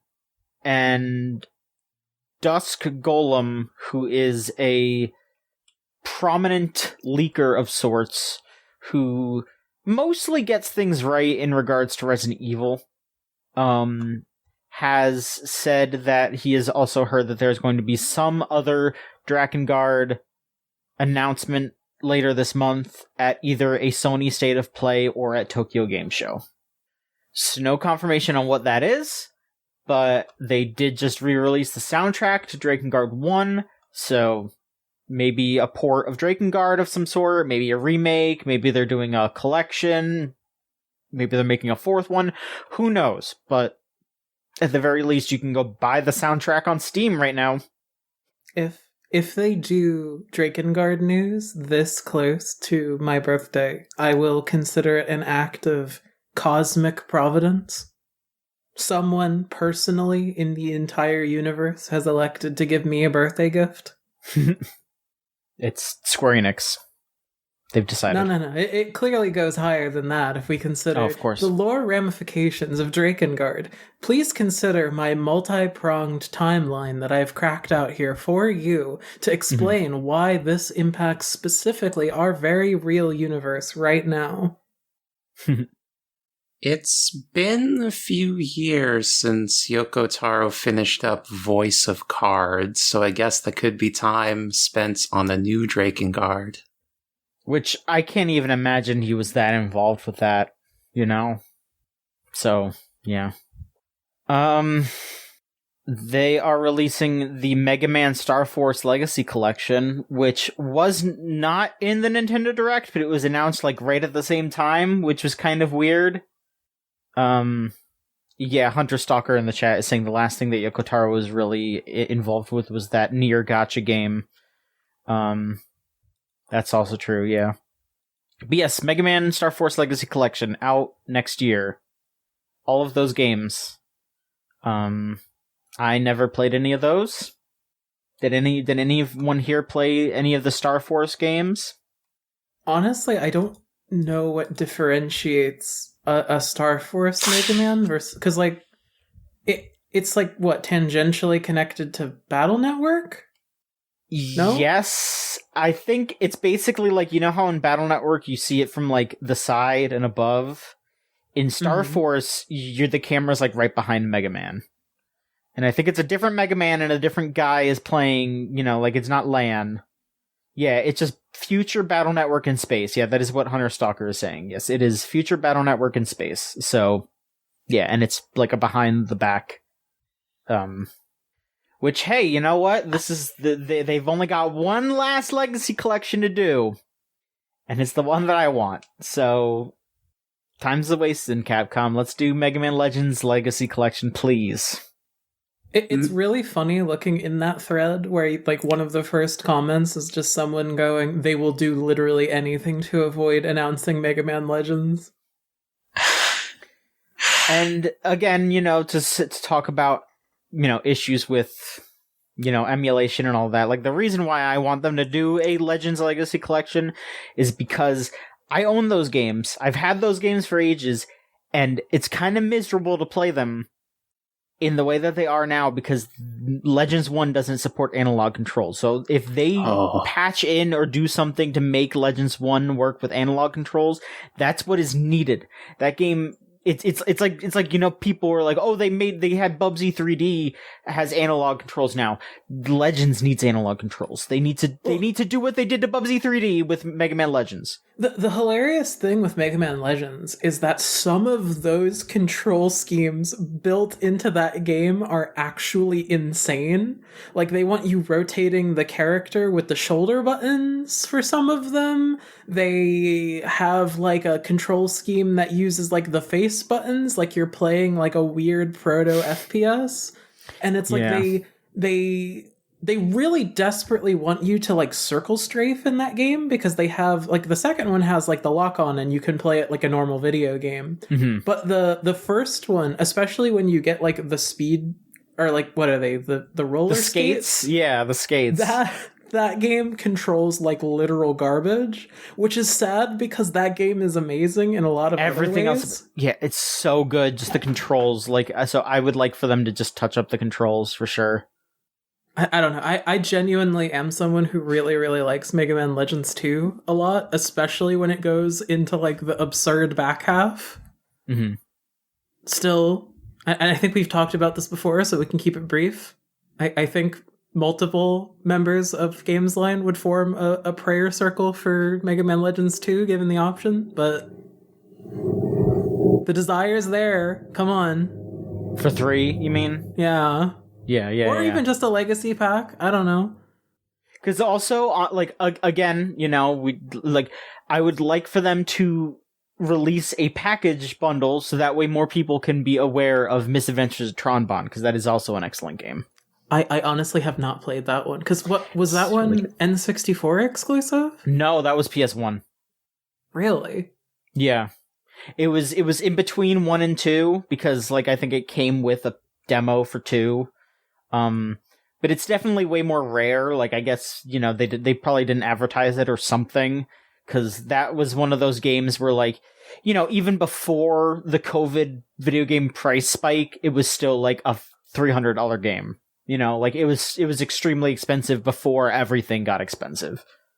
I don't know. I feel like it's strange because, like, I think I've been pretty vocal that I'm not a huge dungeon crawler fan, but that's essentially what Mega Man Legends is, to an extent.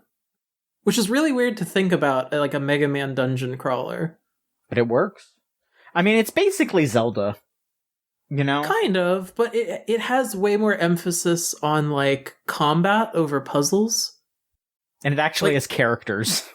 Well, yeah, and also, like, if we can talk about, like, the minutiae of game design, okay, like, indie devs, genuinely, steal that their way of adding facial emotes, because I have played some indie games that have, like, the scariest Uncanny Valley lip flaps. Mm-hmm.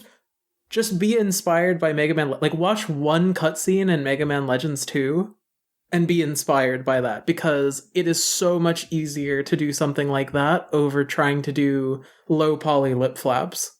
Mm-hmm. Like, even Metal Gear Solid 1 looks really bad, where you have people, like, just doing, like, the head oscillating to simulate talking. Mega Man Legends 2 still looks great. Mm-hmm. Yeah. And let's see here. One more bit of news, and then we can move on. Finally, 2 hours into this podcast. They're doing a remake of Panzer Dragoon II. And, people think it looks really bad. The remake. Which it does. I do agree, but I do think it's really funny that everyone who's saying that it looks bad is quote reposting the announcement and all that with the most blurry, pixely, like, really hard to parse images of the original Panzer Dragoon 2. And again, like, I get it, because it's a Saturn game, it's running on a lower resolution, you know, it'll look better if you're actually playing it on the console. I just think it's funny that, like, on social media, it's like, this is what it's supposed to look like, and it just looks like dog shit too, and it's like, again, I get it, it's just funny. That's all I'm saying, it's funny.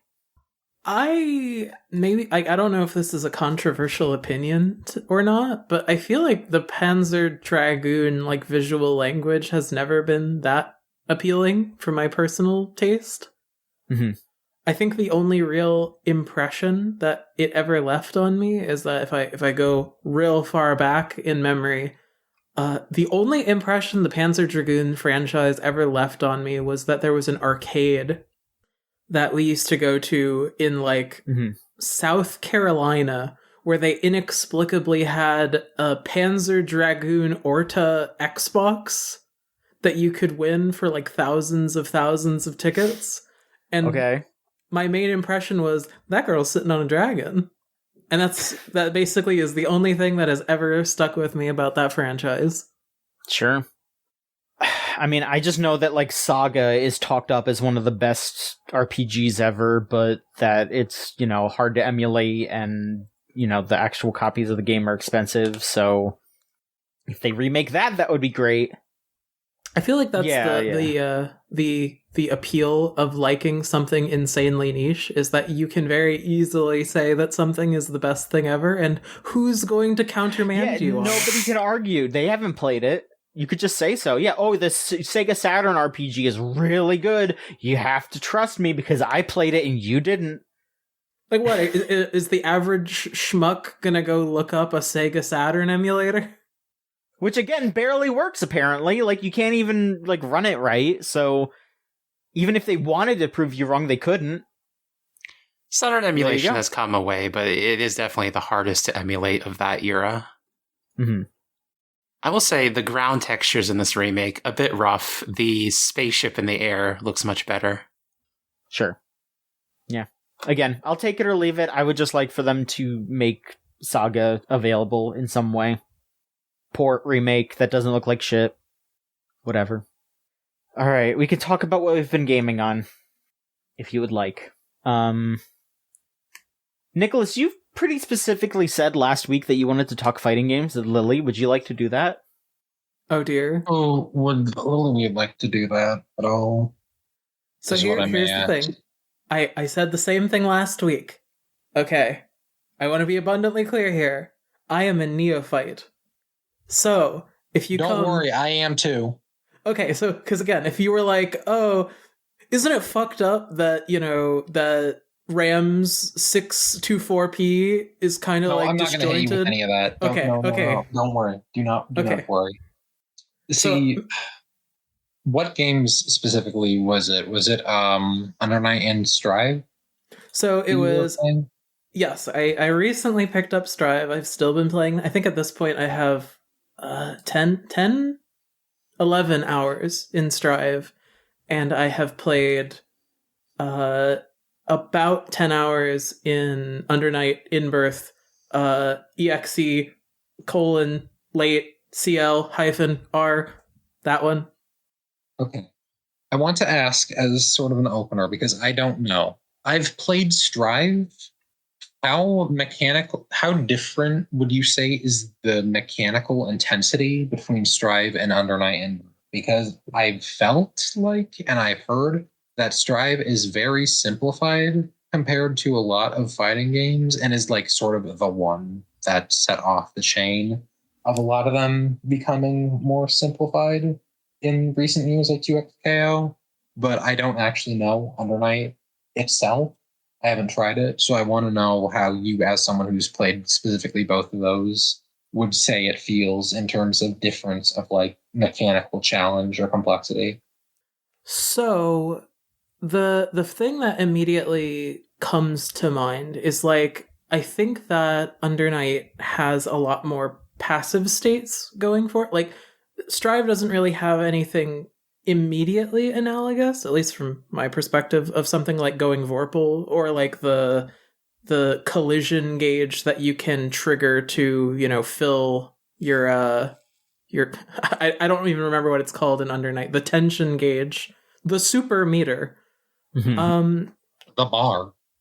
In general, so the funny thing is, I will say that Strive is simplified asterisk for a 2D fighter.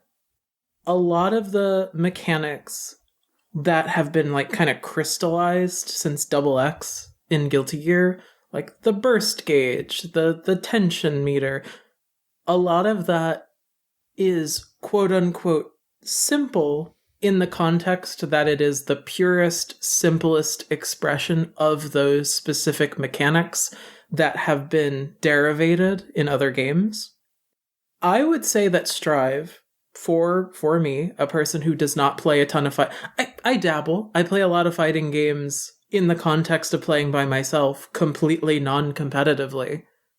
But I would say from the pure feel, Strive feels a bit more approachable than Under Night. Like, so like one of the main things, like the main differences that happened that with me is that like with macroing, you can turn the dashes into a single button in Guilty Gear, which really increases the mobility factor, whereas Under Night had the, what is it called? The assault button, where if you're holding forward and you push your lower input, it would make you dash forward in the air. That is like a factor where Under Night, to me, feels a little bit stiffer than Strive, so it might be a little bit more approachable like that. But I think overall, I have been enjoying Strive ever so slightly more than Under Night, but I think they're both good. I asked about the mechanical complexity question because the game that I wanted to talk about specifically, one of my friends got me into this one called BlazBlue Cross Tag Battle. It's a pretty niche title. I don't know if anyone's ever heard of it. It has this other niche series in it, like Persona. I don't think anyone has ever heard about that here. But but BB it is very interesting to me because it feels like the absolute simplest you could make this sort of game while still keeping everything that an anime fighter is on paper. But it is also a crossover of 3 existing fighting games and then also supplanting a couple original characters in there, like the Ruby ones. And it is like, it creates this really interesting sort of game. I haven't ever really experienced it before, though admittedly I've only ever played like I think 5 or so legitimate fighting games for any serious amount of time, where it feels like the game knows that it's being played by people who just think it's fun to play a crossover of fighting games. So it's like just kind of throwing its hands up with a lot of its different decisions and going, all right, you just have fun with it. And in the genre so focused around the ideas of learning and practicing and adapting, it's like the common comparison, or like people will describe a lot of fighting games as stuff as like 2 people having a knife fight in an alleyway, or 2 people on bath salts trying to bite each other's face off, or, you know, like various different phrases that are comically supposed to imply the severity and intensity of which it will fight, like a fight will happen.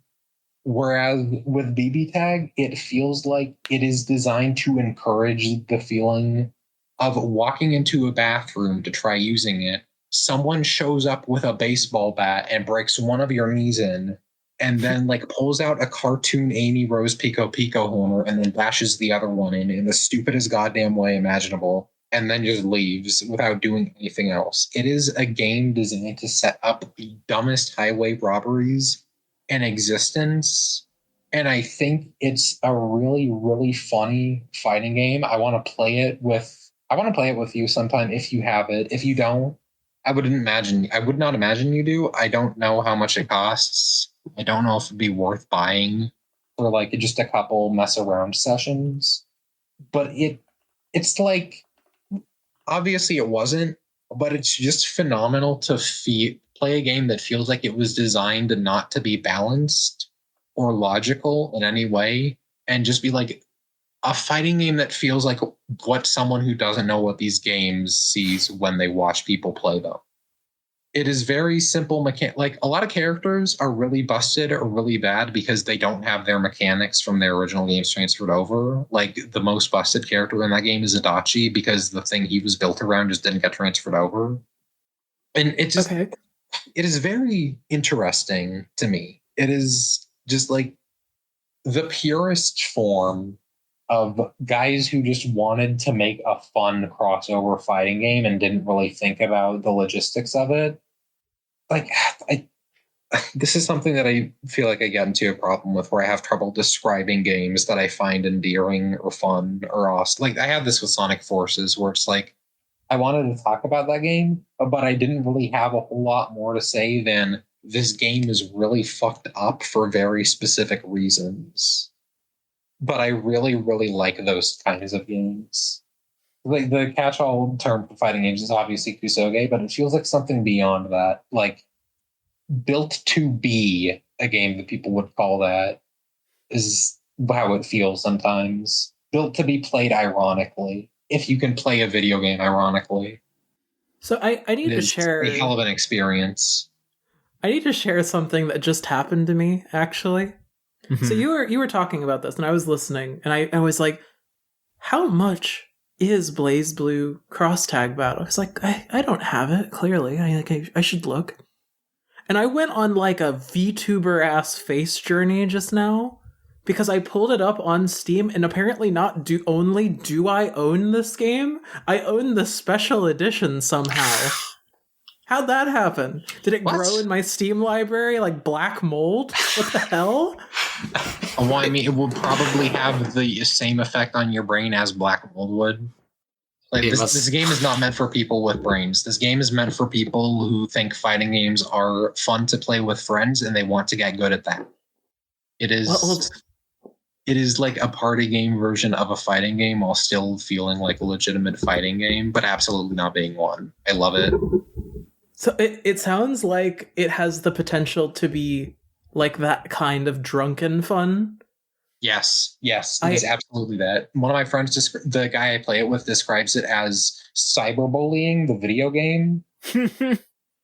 Well, apparently Apparently, if you own a Steam account for long enough, games just start manifesting in there. So that's what I'm learning today.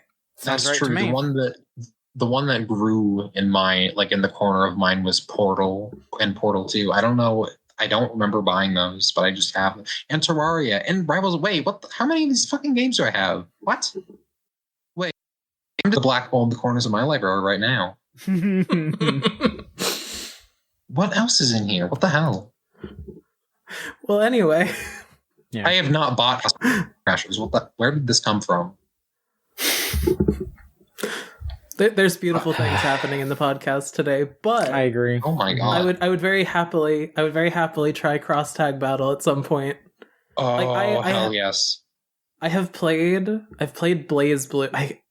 What other BlazBlues do I have? Because I think I have both Calamity Trigger and Continuum Shift. Central Fiction. I don't have that one, funnily enough.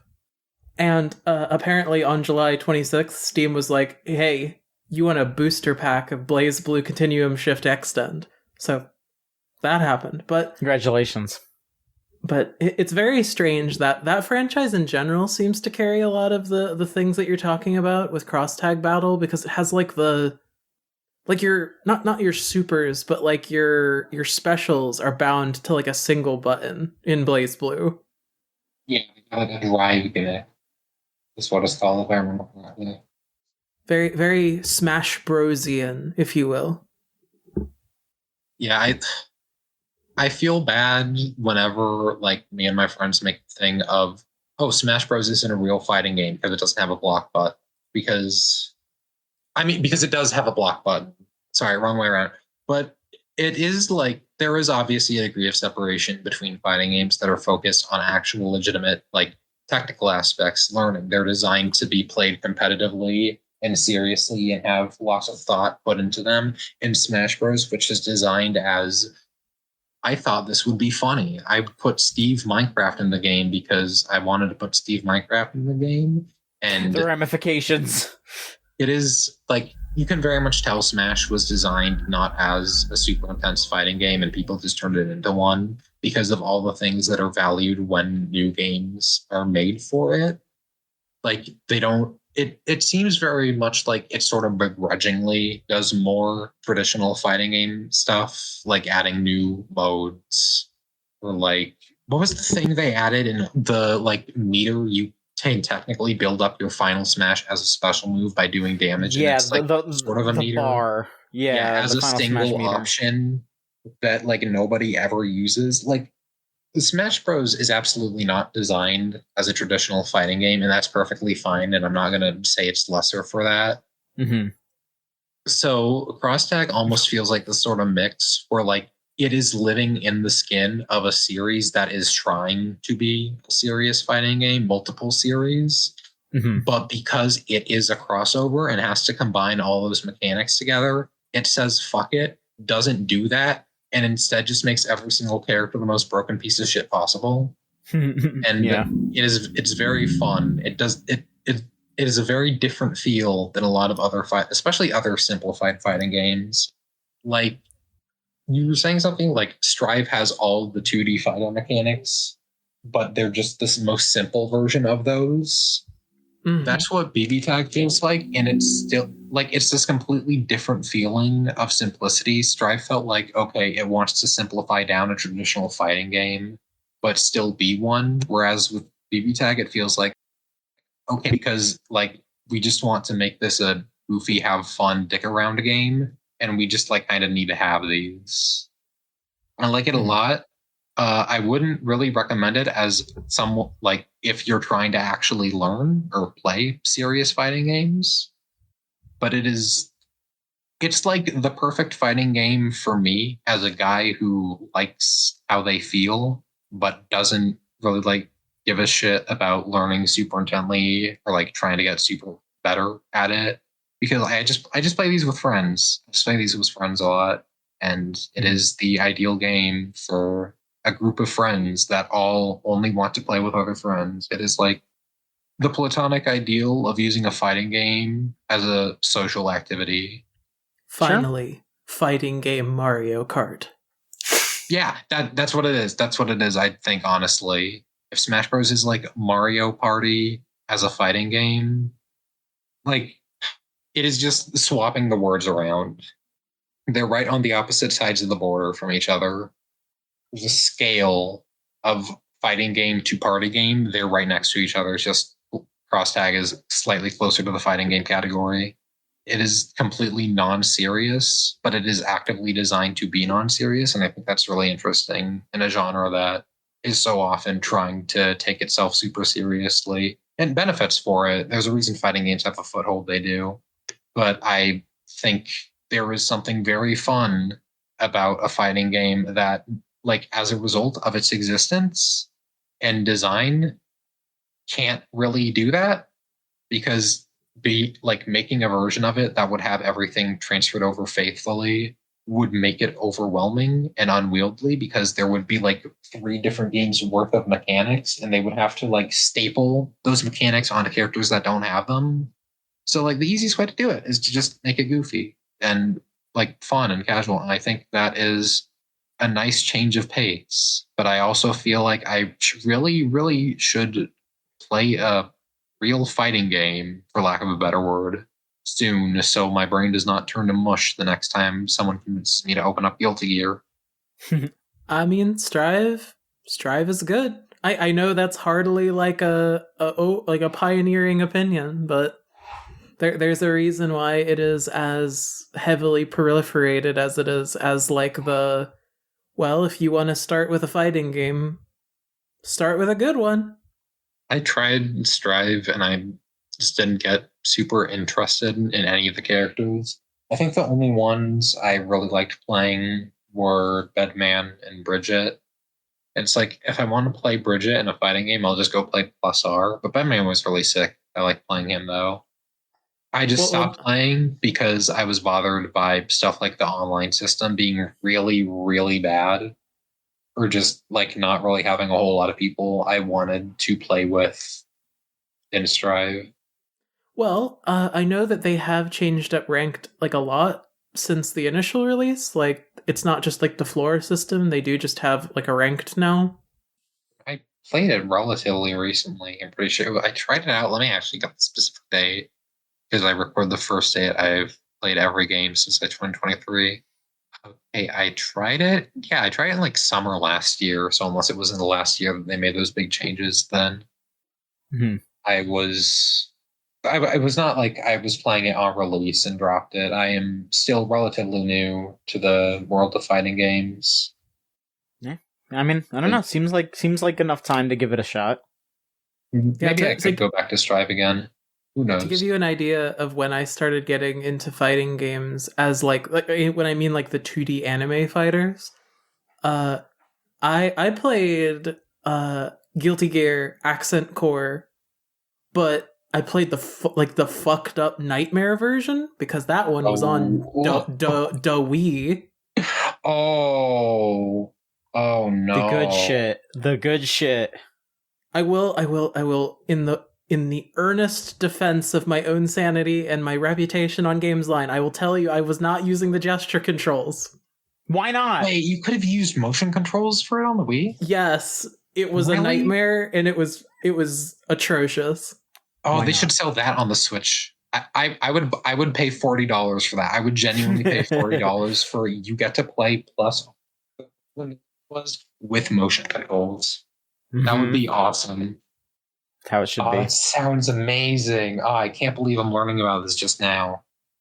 And it was really funny because I could be remembering incorrectly, but I remembered that it had like because it was like kind of like an incomplete version of Accent Core. Like it didn't have any of like the extra characters or anything from XX, but it was like the evil, like horrific Ino final boss where she could just kill you in one hit if she feels like it. And then you're doing that with tilt controls, clutching a Wii remote like you're trying to strain spaghetti to make Soul do his specials. Oh, that sounds awesome. Mm-hmm. I wonder how much that go for. I still have my Wii. What is this worth buying? Is it worth buying Guilty Gear XX on Wii? How much is this month? What? Let's see. I'm looking $20. Yeah, Accent Core on Wii. Oh no! Oh, I'm considering. This is bad. Let's do it. Oh, this is bad. It's good, actually. That's what I think. I love. Okay, so here's what it says on the Amazon page. I'm gonna read this aloud. Unique control schemes exclusive to the Wii. I mean, that is a selling point. It's unique, all right. Multiple modes of mayhem. You could say that. Anyway, what's someone else? Fighting game system. Would someone else like to talk about their gaming? I mean, you know, Nikolas, you're talking about fighting games and stuff. Do you want to talk about something else, or? I'm happy to open up the floor. I just want to affirm, Lilith, I really want to set up a time to play cross tag. I want to introduce that world of evil to you. Okay. I got to get more people in on this. Absolutely. Soon. It's 3 a.m. and I'm still doing this fucking Ruby Rachel team dog shit. Oh god, he just pulled Actually, out. I hate this. Do you want to know what's even more nightmarish is that I opened it up and I have like all the color packs and stuff. What? I have all of the DLC what did you do? For this game. I don't know. Do you have like a family like thing? Maybe someone else bought it? Yeah, because that's how I have it. I don't know, but but yes, sometime soon I will cross tag battle. Mm-hmm. Fuck yes! Oh, this is gonna be awesome. Well, aside from fighting games, I can talk about another thing if we want to segue into me talking to myself some more. I mean, do what you want. Yeah. So I finally finished Trails SC. And I posted like a whole ass thread about it on Blue Sky. I saw that. If I were to repeat some of my points, it is so strange playing SC the way I have, because it is like black and white paint that refuse to mix. Because it's not like the bad parts make the good parts worse. It literally is just like yin and yang in that paint can. Mm-hmm. Because, okay, so we can categorically understand that like one of the defining aspects of JRPGs is that they are long as fuck. Maybe too long. Like we can all agree that is kind of a factor in them. Yes. It is so strange to play that game and simultaneously wanting it to end and not end at the same time. Because I genuinely I know like it was funny because Rose was literally talking about it immediately afterward about how she hates one of the characters in that franchise. And I can see that start of darkness. And admittedly, it's not like putting me off the game franchise. It's just like, here's one guy who sucks.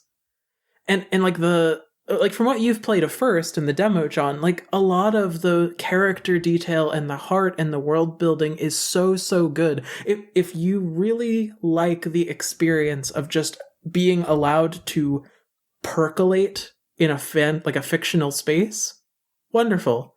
Mm-hmm. If you are playing it like a game that you want to finish in a semi-timely manner, no, that game will piss you off constantly. Constantly, it will upset you because it will just be this So okay, they changed a lot of this in the remake. And again, a lot of my criticisms don't stand for the remake, but the original versions of these games, a lot of the areas are large and kind of not filled with anything.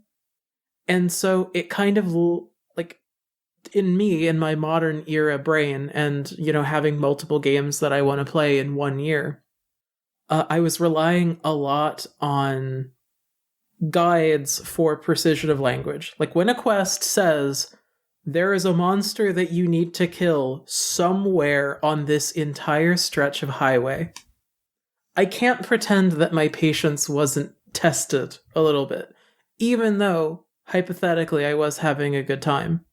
And a lot of those side quests are really, really neat. Like there is a side quest where a guy basically went, for plot reasons, into a coma. And when he comes back, he's like, hey, I remember like a really good chili from when I was a kid, when I was in that coma. Could you maybe find that recipe for me by talking to literally every old woman in town? I love that shit. I ate that up immediately. But on the opposite side of things, when it's like a game that you actually have to play, I got to that back half. Okay, so that finale, like you get to finale and you assume like, okay, maybe there's like an hour or so more of this game. No. Trails SC says, here is like a new quasi-continent for you to explore that feels really, really copy-pasted. Like it feels like the least interesting version of Shivat from Xenogears.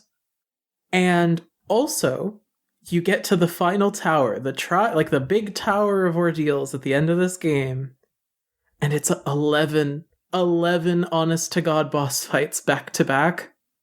And so I would hesitate to call the combat in Trails like an SRPG. Like you have a grid, but it's not like you're doing intense movement or anything.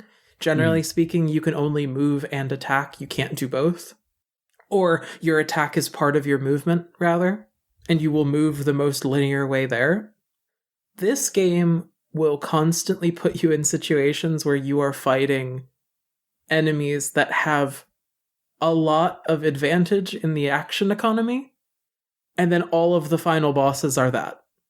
You're going to fight this one really cool guy, but he can also turn into 3 versions of himself, and he also has 2 pet lions. You're going to fight this guy who has literally absorbed the power of God, and also like 8 mouths. This little girl with a really sad, traumatic backstory who, I will admit, Ren is like is like an all-timer for me now. I love that character. Having her really sad backstory crowbarred in between a boss fight where her giant dad-mom mech Gigazord punches me to death and she hits me with attacks that have the chance to instant kill me. They really wanted me to sour on this character. But overall, to wrap up my ramble, I think the strangest thing about that game is that I really, really like it and I really, really hate it, and the parts that I like and the parts that I hate don't mix at all. It's kind of interesting how that works. Like, you know, you would think that there would be more overlap. How do you say? Like what about it doesn't overlap like that you can separate it so much? I mean, RPGs, JRPGs in particular, always kind of have this strange problem where very rarely does the gameplay touch the story in any like substantial way. Like when the screen shatters and you're in fight verse, effectively you are going to another dimension where pain is God, and then once you wrap that shit up, you just teleport back in the, you know, into the story again. And so it kind of ends up in this intentional dissonance where if you really like the combat in a JRPG and you don't like the story, you have half the game you don't like, but they don't intersect meaningfully. And very much in the same way with Trails, I love the world, I hate navigating the world. I love the characters, I hate fighting with the characters. And you see the points where those two things would intersect, but like out of combat, Estelle is basically like in my brain a different person from combat Estelle. And that's very strange, but that's how my brain has encapsulated it. I see. I mean, that makes sense. It's a bit of a shame, but I mean, it's kind of like that. It's an unfortunate thing, you know, because those first three games, wonderful, wonderful stories. First, second, and third all have incredibly interesting stories. Mm-hmm. I don't see that I could make myself play through them again, gameplay-wise. So then here's my question then. Based on what you played of the demo of the remake, do you think that fixes enough of it?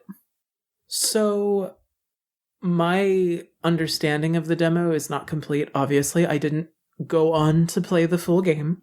Mm-hmm. But here is where my opinion is at. The fight, like the combat of the remake is outstanding. I had a really, really fun time. I really liked kiting fights into really, really big groups and then exploding them all, and then the whole area is clear now. I really like the usage of positioning and how it actually lets you separate movement from action. I think, based on what I played of the demo, and obviously my information is not complete, and obviously they changed a bunch of stuff, and characters are voice acted now, and the graphics are wee. I like the remake more, and I understand how that is like. It's really comparing apples and oranges. Like at a certain point, they're not the same game. It is like comparing Super Mario World to Super Mario. Yeah, one is maybe more fun to play, and they have similar DNA that traces backward, but they're almost like different pieces. Mm. And so it's hard for me to confidently say, if you're interested in Trails, only play the remake. Because I can't promise that like your understanding of the story will be complete, or that they haven't changed dialogue that is fundamentally altering people's understanding of characters, or things like that. And I think the big thing we need to consider is that it's kind of like the same thing with Final Fantasy VII Remake. Or maybe not exactly, because Final Fantasy VII Remake is basically Final Fantasy VII 2. But it's like that same kind of question where a person is like, should I play the original Final Fantasy VII or should I play the remake? And the honest answer would probably be both. Try both. Trails FC, SC, and Third are regularly games that you can literally run on a ThinkPad with the graphics card half plugged in. And they regularly retail for like $10 to $12 on sale. Yeah. you are not doing yourself a disservice by trying them, and I don't want anything I say to be like, absolutely don't play these games. I just think from where I am personally at with JRPGs, I have played a lot of JRPGs. The combat just really rubs bad parts of my brain. Mm. And that's disappointing. It's like the same kind of thing where it's like, by the later half of something like Xenoblade 2, even though I really love that game, I love its story, and I love a lot of aspects about it, I have a hard time thinking about wanting to play Xenoblade 2 again, because I think about sometimes, I have to go find a blade who has a skill so I can climb a wall, so I can open a gate, so I can climb another wall, so I can dig in the ground, and so that I can go underwater. Mm-hmm. Anyway, that's my ramble. Thanks for listening. Thanks. Mm-hmm. It really is so tragic when a great story is attached to a tedious game. Yeah, I'm a Drakengard fan, I know. Mm-hmm. I'm not going to pretend that Drakengard, as an example, isn't a game that doesn't deserve its monotony, because Drakengard is intentionally built out of Yoko Taro's existential terror at Muso games. But also, it's kind of a game that makes you want to pull your teeth out a little bit. Just a little bit, maybe a centimeter, but... Mm-hmm. Thank you for sharing. I want to ask, you were mentioning something about how the disconnect between battles and not battles feels so extreme that they can feel like different characters. So asking as a person making an RPG, what ways would you go about or would suggest someone else go about fixing that? Because that's something I find myself somewhat concerned with. So I have a really, really good example of a game that does it really, really well, but is also very difficult to recommend. So I will just kind of skirt over what I think is important.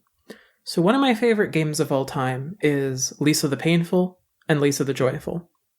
In those games, there is, and again, I'm about to use a 5-cent YouTuber word, but there is a ludonarrative harmony that happens because the decisions that you make in the story vis-a-vis your agency as allotted to you as the character Brad also intersects and has massive ramifications for fighting.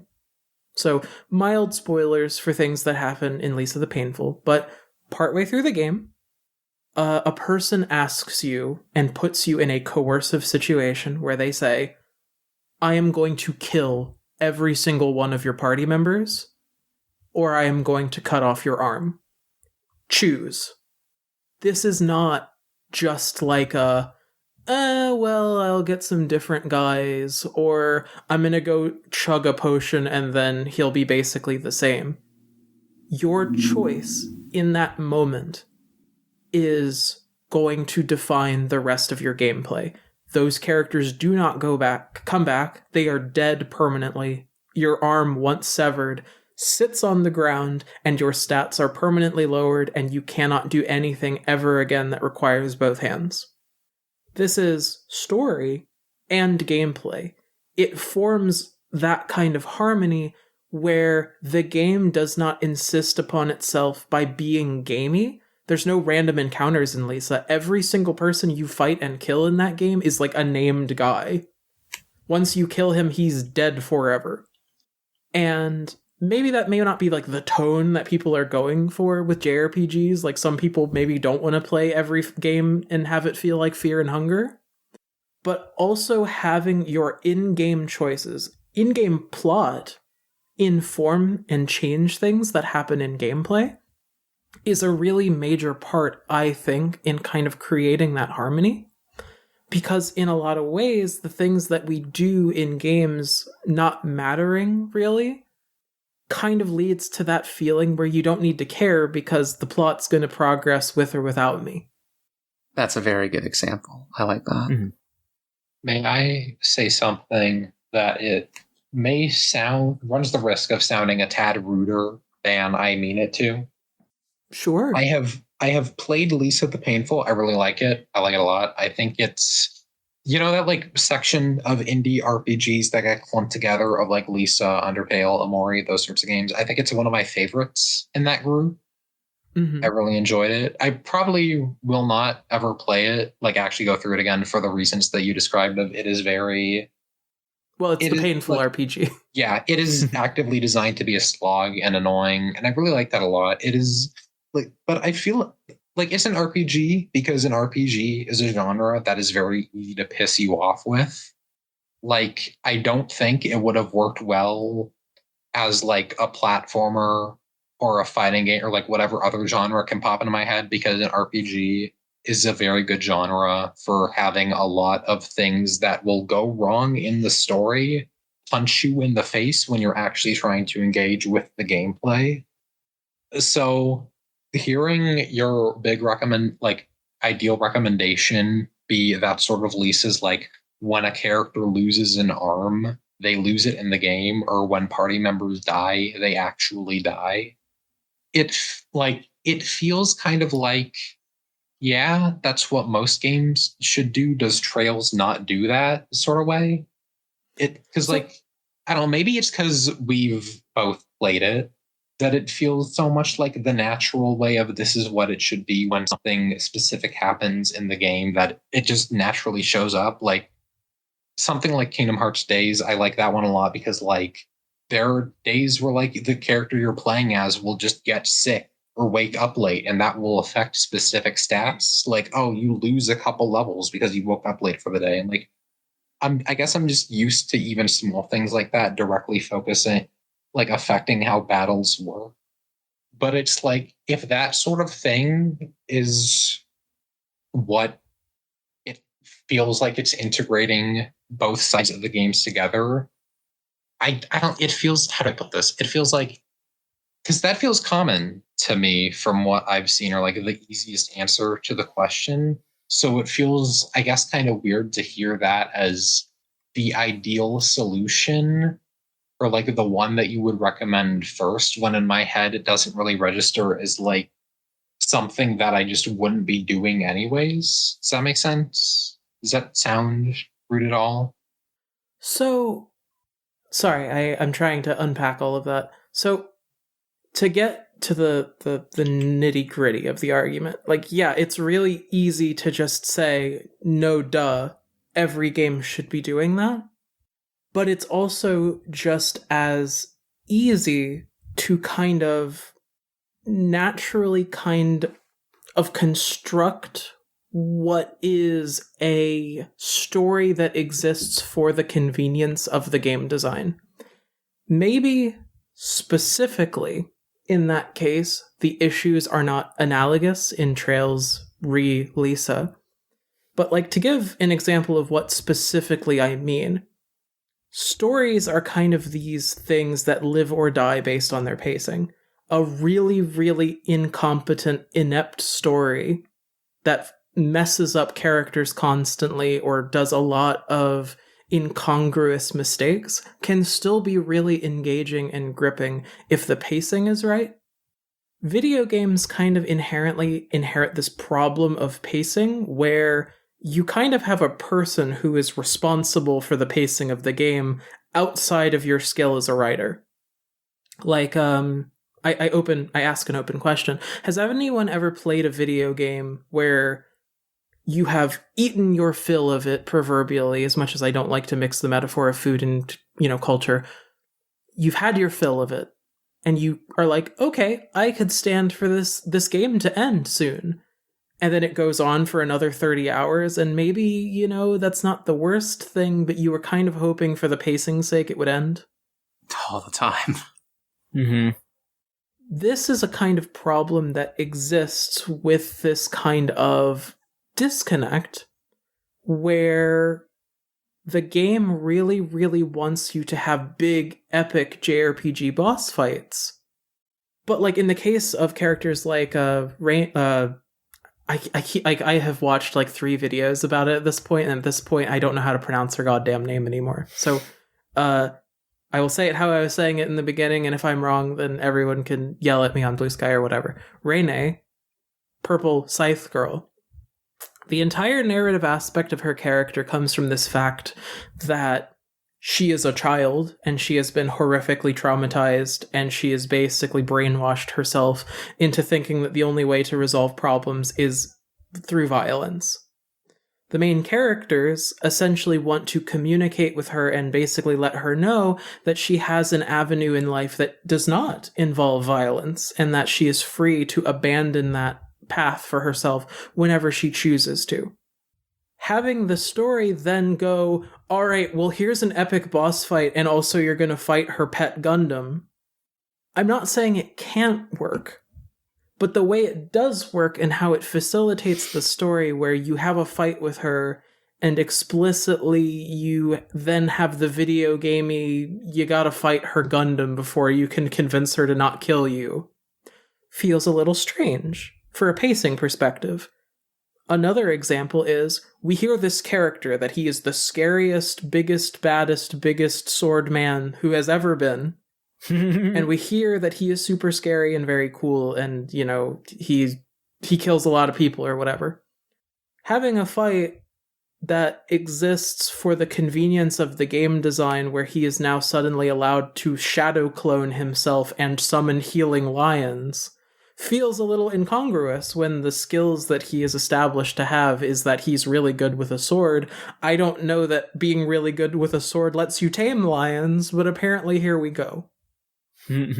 So obviously I'm being flippant here, but what I'm trying to articulate is that beyond the immediate, like, Lisa example, what I'm trying to say is that a lot of games have things that the game designer said, this would probably be cool. What if you fought 11 bosses back to back? But the story kind of, in multiple cases where the characters literally don't want to be killing that person or fighting that person, you're not given any option, and it feels like, again, like I said, those two buckets of paint that refuse to mix together but are forced to inhabit the same can. It would be, I don't know, the same oddity that happens in a lot of games where you kill thousands of unnamed people and you have to spare the one guy at the end of it. That's kind of what I mean. The reason that RPGs struggle with this kind of thing more than other genres is that leveling up is kind of inherently analogous with a story arc. Becoming stronger is inherently a story. And a lot of these games add additional story on top of the character arc of becoming stronger, and that can be a type of ludonarrative synthesis. But the problem as I experience it is the game repeatedly forces, okay, here's a dungeon, there needs to be a dungeon, and even though there are completely understandable logical reasons why you don't need to be dungeon delving right now, we needed there to be a dungeon, so here's a dungeon. That's kind of what I mean, where there's like a ludonarrative dissonance that happens because outside of these gameplay story ramifications, the characters are all pretty smart and they come up with the best idea that they have available, but then sometimes they just kind of willingly capitulate to the game designer saying, hey, you're going to have to walk through a really long hallway for a long time. Mm-hmm. There's some chests in there. Forget the fact that this is a lost civilization and there are randomly sodas here. It's fine. This is a dungeon. It doesn't matter. All right. Okay. That is a much, that, I don't know how to say this in the nicest way I can. That is a much more, I guess, interesting answer, or one that I hadn't thought about anywhere as much. Well, I'm happy to help. I do notice sometimes I get worried about which way I should make the concession.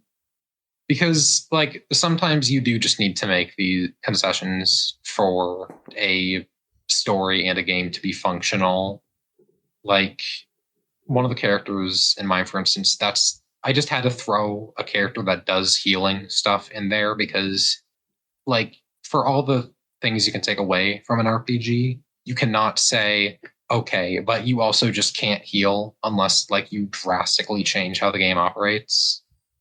And I don't really want to do that because I want to make a specific kind of game that isn't like that. So I get worried But I get worried sometimes I do go a bit too much into the, well, I mean, if the gameplay's fine, who's going to care? But hearing that people do care and have things to say about it is sort of reassuring that that is worth caring about and that I should be doing that. And I mean, like, people have different levels of tolerances for that kind of thing. Like, maybe it's a little weird in Pokemon Black or whatever that you kind of implicitly know that the weird anti-Pokemon terrorist organization is going to be wrong because you're playing fucking Pokemon.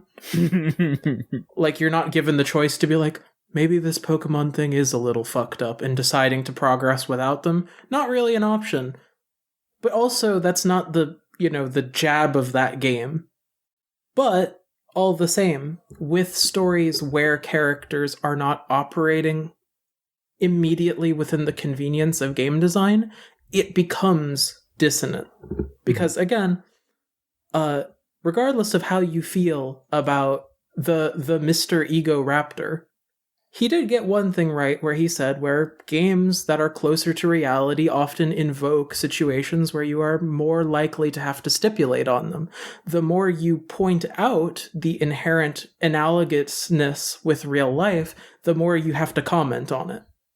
So with something like Pokemon, which is inherently larger than life, it matters less, whereas a game that wants to have the semblance of being grounded, it bothers me, specifically, a lot more.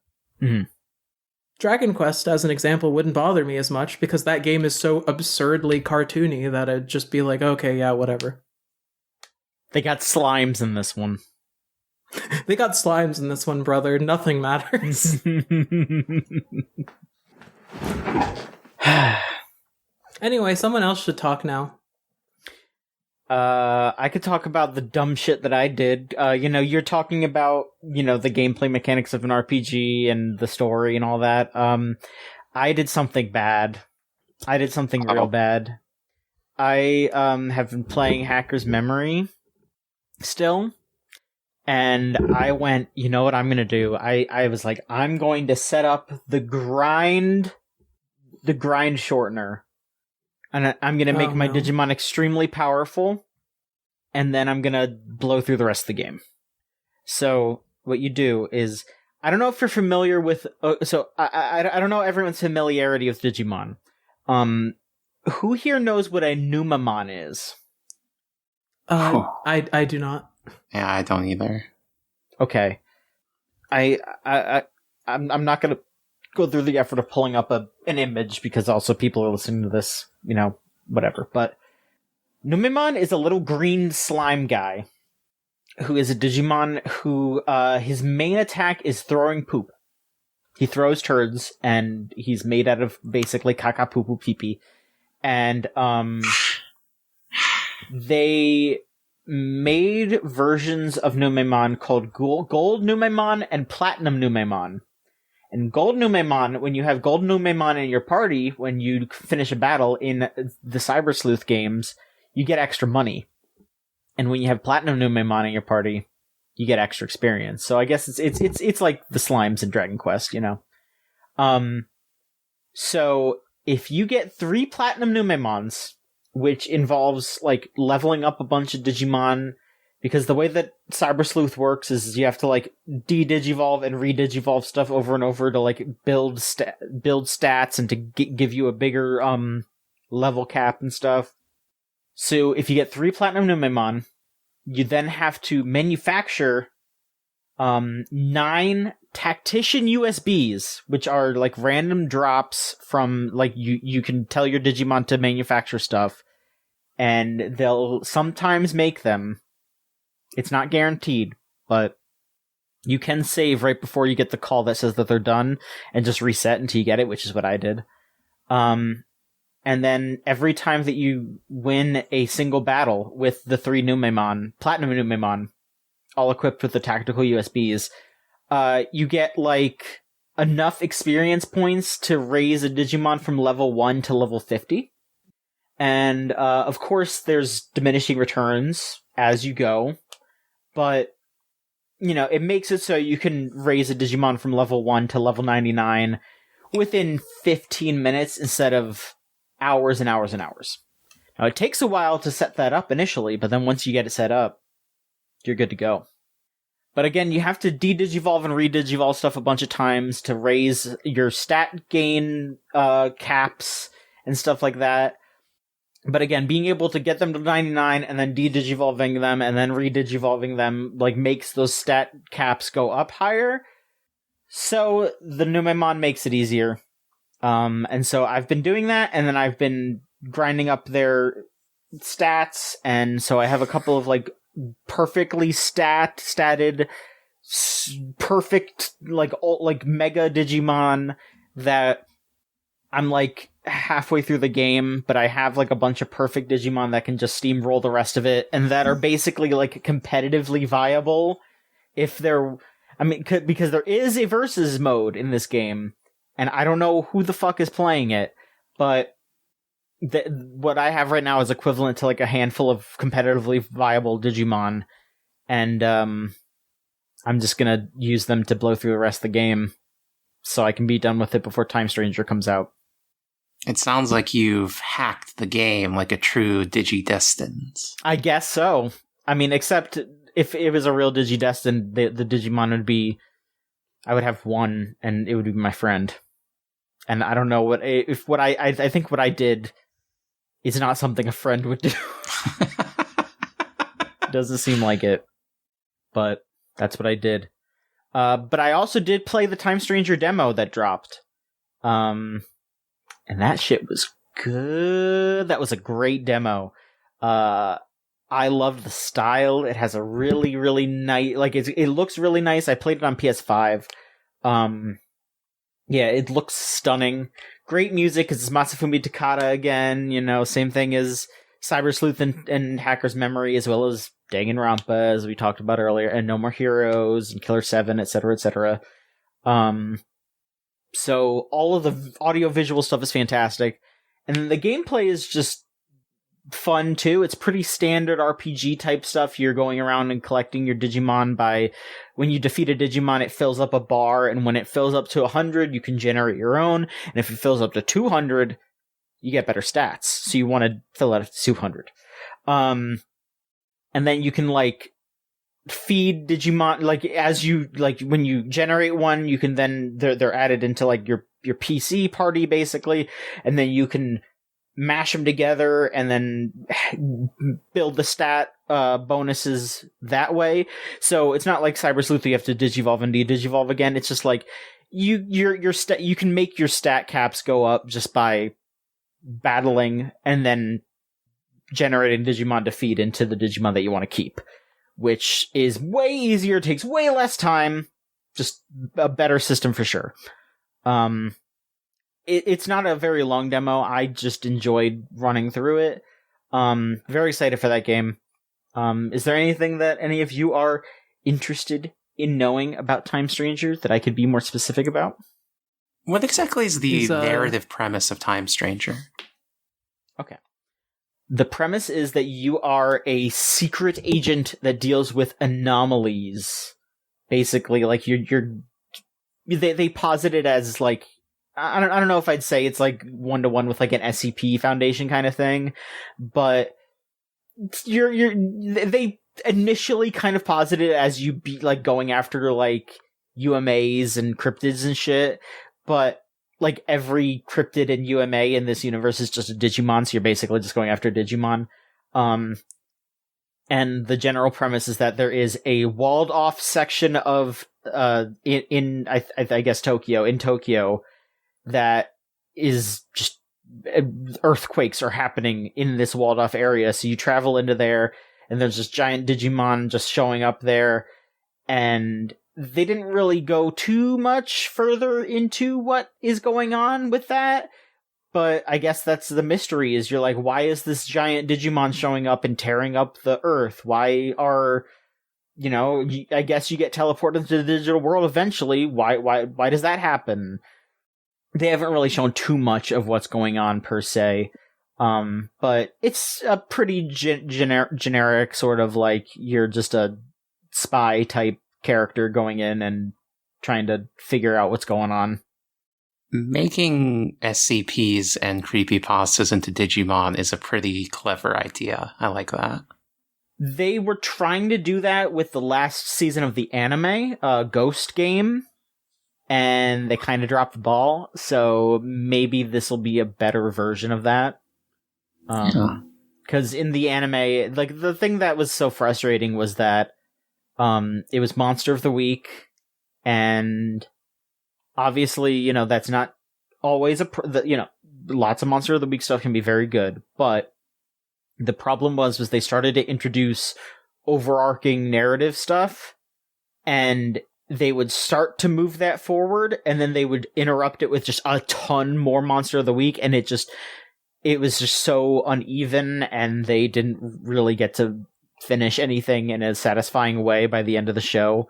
So it was a mess, but again, I do like the concept of being like, oh yeah, here's this, you know, like, oh, if you look in the bathroom mirror with the lights off and say Bloody Mary 5 times, it summons Bloody Mary. And it's like, well, it's kind of true, but it's actually a Digimon and it wants to hang out with you, and it's not actually a scary monster that's trying to kill you. Sometimes it is. Sometimes Digimon do want to just eat you. Sometimes they're just like, hey, what's up? I'm your buddy. What's good? You know? But I'm very much looking forward to Time Stranger. I'm big excited for that. Lily, it sounded like you had a question to ask. What, did I answer it, or? No, you answered it. Okay. Wait a minute. This game has Digimon in it? I'm out. I'm out of here. Nah, I'm waiting for new monster. I mean, I'm waiting for a new Monster Rancher. But is Pikachu there? Agumon is there, and that's as close to Pikachu as is in Digimon, I guess. Oh, I'm your grandma, and I can't see very good. Is this Pikachu from your Digimon game? John, do you want the Pikachu toy? I do. I mean, I do. Do you want to collect those little Pokemon creatures? God, so bad. So bad. One last thing. I did get an item in the mail. I got the Atari speaker hat. I can't put it on because I'm wearing the headphones. But I can put on whatever the hell I want. John, how many little Pokemon or Digimon creatures do you own? Because I'm going through my lineup right now. I've got 2. Like plushies, or are you asking how many like copies of the games that I have? Plushies, they're like toys or whatever. Because I got, this is a completely unrelated tangent, but I got a new bed recently. Mm-hmm. Like I moved a new one in, and because I had to get all my plushies off of my bed, because I put all my plushies on my bed because I'm a fucking grown up. Of course. This is what you do. And they're still in a box. Because I had to put them in there. There is no time. Your sword is enough. Squadella. How about a kiss for luck? You've got to be kidding. I can do this. Squadella, And we're off. Wow. I can do this anytime now. What are all those This is You my are life. a menace. You are a menace of the public bus the world over. Squadella button. must conquer each. Oh my god, why do I have so many of these? When did I buy? Okay, I'm gonna have to like turn around. Let me see here. I don't have too many like plushies of Pokemon, I don't think. I have some figures. I have a shit ton of figures. I have a lot of Mewtwo specifically because Mewtwo is my favorite. It's not my favorite Pokemon ever, but he's up there, and they make a lot of merch of him. So, like 1, 2, 3, 4, 5, 6, 7, 8, 9, 10, 11, 12. Like yeah, I have like 15 figures over there, but some of them are just like little like things. Some of them are model kits. Some of them are like I have the amiibo from Mewtwo over there. I have a wind-up toy that I got for like $3 at a convention. You know, You got me beat by a landslide. I've only got plushies of Bulbasaur and Rockruff. I only have one plushie. which one? Not of Pokemon, just in general. I mean, I got all those motherfuckers over there. I just got a new plushie actually because I got the I got a Penny from Endless Monday Dreams and Deadlines. Great game. Everyone should play it. They have the plushie of her, and she's sitting next to Sky, also in that game. So there you go. I have a giant cylindrical plushie of Baphomet, and he is literally so big that I struggle to put my arms fully around him while embracing him. That's cute. You're so lucky. I wish I had a plushie that big. I think the biggest one... Okay, this is kind of embarrassing to admit because it got really obnoxious after the fact. Mm. But when I played Mouthwashing for the first time at the start of this year, I got it off of the Steam family I'm in. Mm. I was just like, someone mentioned this game earlier to me today, so I'll just play it tonight. And I played it, and I was like, that was really good. I feel kind of bad I didn't support the devs at all. So I bought I think the day after I finished it, they announced the Anya plushie. So I was like, you know what, I'll just buy that. Sure, why not? And seeing the merch that the series is they're doing, I don't know why I say series, seeing the merch they're doing now for it, it's like, man, I feel like an asshole owning this now, even though it wasn't like that when I just bought the single doll. It's such a weird thing, yeah. I hope this hurts. The shirt. Does hurt, Tom. Yeah, why would you put that on the fucking... It still is not... I mean, it's kind of bad, because they have the, pill bottle with her. There's, a magneted thing that you can attach to her hand. All right. Which... It sucks. Not only for the obvious reasons, but the magnet is really bad, so I keep losing it. And, it's not even a good magnet. I have one of those little Tsum Tsums, but it's Da Vinci from Fate Grand Order. Aw, that's cute. Bug. Yeah, it's just a little bug. I don't know. Anyway. Yeah. Crystal, is there anything you want to discuss? We're running a bit long, so I figure I might just offer a question to close out the podcast with. Okay. SCPs and creepypastas are communicated in a digital format, which is why it's clever to interpret them as Digimon. What other things communicated in a digital format would you like to see reinterpreted as Digimon? Is that what Digimon was supposed to be? Little monified versions of online ideas and stuff? So, kinda. The one time that they tried to make it very direct was when they did Appmon, and that almost killed the franchise. Wait, there is a Digimon in the Appmon franchise that is called Tweetmon, and it is supposed to be Twitter. Oh. Is he a horrible, hateful creature? Well, no, because he's named Tweetmon, which is before it that happened. Well, before it got that bad. Let's not pretend Twitter was anything more than what it was. It was not a fallen soldier. That place was always a shithole. Yeah, but, very extreme shithole difference, Yeah. I mean, does it matter if the shithole gives you, cholera or gonorrhea? They're both bad. They are bad. But hey, the old shithole was one I made friends on. And the new one, all my friends left. So now I just use Blue Sky. It always befuddles me. And I know we're moving off the track of the question in the first place, but I never understand the social media apps because in general, I don't understand how people form an economy of social interaction because odds are if I talk to someone more than one time in a row in a reply thread, I will think to myself, and now they're justified to kill me. And then I will never speak to them again. I don't know about that one. Having social anxiety and being an extrovert is really stupid, I'll have you know. I mean, anyway. What I did was just, these are people that I've talked to and replies every so often. I should send them a message in the DMs function of, hey, do you use anything like a Discord that would be easier to talk with you with? And then they either ignore me and I know I don't have to pursue them further, or they say yes, and now I talk to them consistently, and that rocks, and I like that. It's just one message that you have to send out, and either you've made a friend, or you can just, basically tell them, okay, fuck off in your own brain. See, that's fair. I like the black mold in my Steam library just kind of manifest in people's servers, and then they struggle to get rid of me. But to answer Crystal's question, Things that I think could be subsequently digitized. So here's the thing. I don't mean to punt straight away, but there is a targeted demographic of like cryptids on the internet.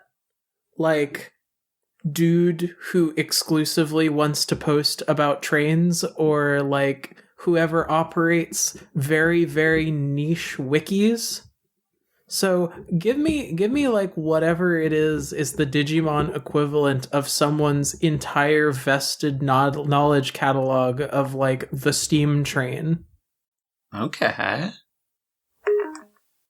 Okay. I've got a lot of answers. John might want to go through his list first. No, I mean, go ahead. I mean, Okay. Yeah. So, Morshumon, for one. Okay, what the fuck are you talking about? No! Are you like, oh, John, hey, guess what? What? Would it be Squadamalamon instead? Is that too specific? Are you... Look. I don't know anything about Digimon. I was just told they're internet things. You just do what you want. Okay, okay, you can I want earnestly YTPmon. I think making a little Morshu that you have to fling around and fight would be really funny. Okay. Buys white bread mon and it's got a little shopping cart that it ferries around that it puts a bunch of white bread in, Wonder Bread.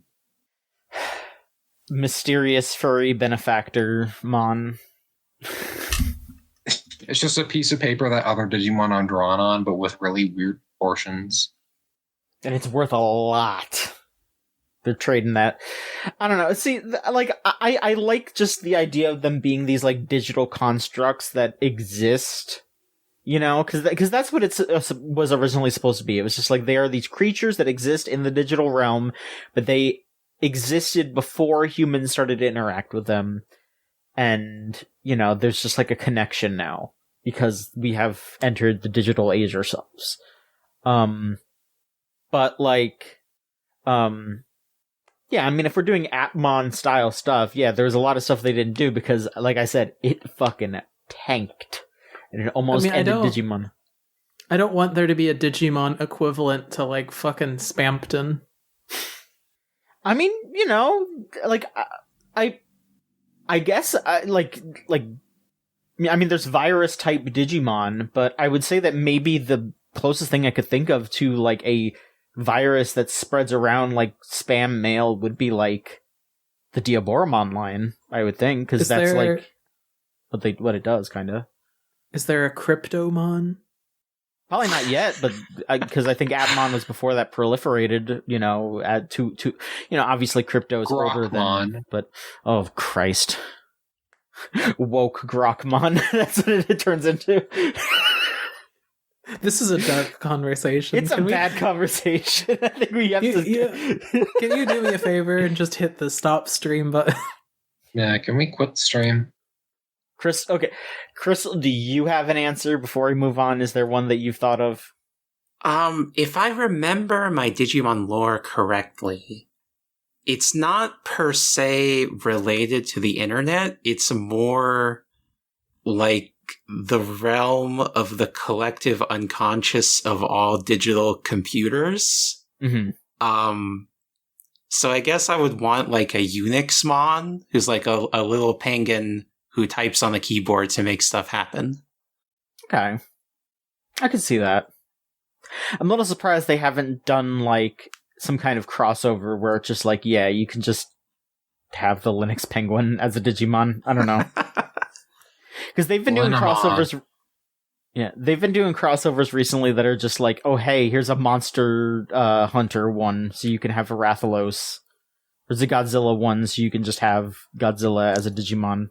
Does that not imply that, like, every Digimon, like, every video game character is capable of being a Digimon? Like, I don't want to see Kratosmon walking around. I mean, I guess that implies that, but they're just not able to do that because of laws. Wouldn't they cycle it back around and therefore make the Agumon from the Digimon video games its own individual Digimon, as it acts as a representation of the Digimon series? It can be. I think so. Meta Agumon, hell yeah. Yeah, there you go. All Man, right. that's way better than the other idea I had, Neonflatamon.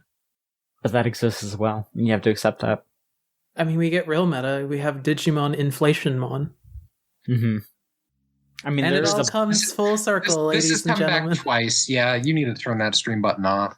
Yeah, all right. Thank you so much for listening. This has been a challenging episode of the podcast for many reasons. But for real, thank you so much, everybody. We are very thankful for everyone who continues to support us by listening and by sharing. Any sharing, any spreading the word is greatly appreciated. We have our website, gamesline.net, where you can go on there and you can read stuff that we write. You can check out old episodes of the podcast. We've got it all up on there. We have our Blue Sky account, which is also gamesline.net. You can follow us on there. That's probably the best way to keep up with what we're doing and to talk with us on the social media front. We have our Tumblr, gamesline.tumblr.com.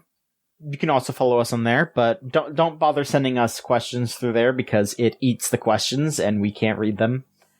Our YouTube, youtube.com/@thegamesline. You might be watching this right now on there. Go ahead and subscribe, because every week we have a new episode. And sometimes more. Our Twitch, you might be watching it right now. Twitch.tv/GameslineTV. That's where we live stream these recordings every week now. Go to patreon.com/Gamesline. For $3, you get our anime podcast, Unlimited Real Works, a whole week early. We're going to be having a new... Probably by the time you hear this, there will be a new episode of that out on the Patreon. So there you go. And come to our Discord server, thegamezone.zone. That is probably actually the best way to contact us if you so choose. If you don't want to deal with Discord, I understand. But if you have a Discord and you want to hang out, there you go. And thank you, Melt Channel/Magic Circuit, for our theme song Crush off of the album Magic is Real. If you want to listen to their stuff, it's meltchannel.bandcamp.com or magic-circuit.bandcamp.com. And make sure you pick up their stuff on Bandcamp Friday, because then they get the full cut. Nikolas, where can people find you? People can find me at sursicactus.bsky.social. Yeah, now that is Sir Psy Cactus. SIRPSY Cactus. Yes. I have a Morag PFP. If you click on it and see a cool drawing of a Danganronpa character, you're there. Crystal, where can people find you?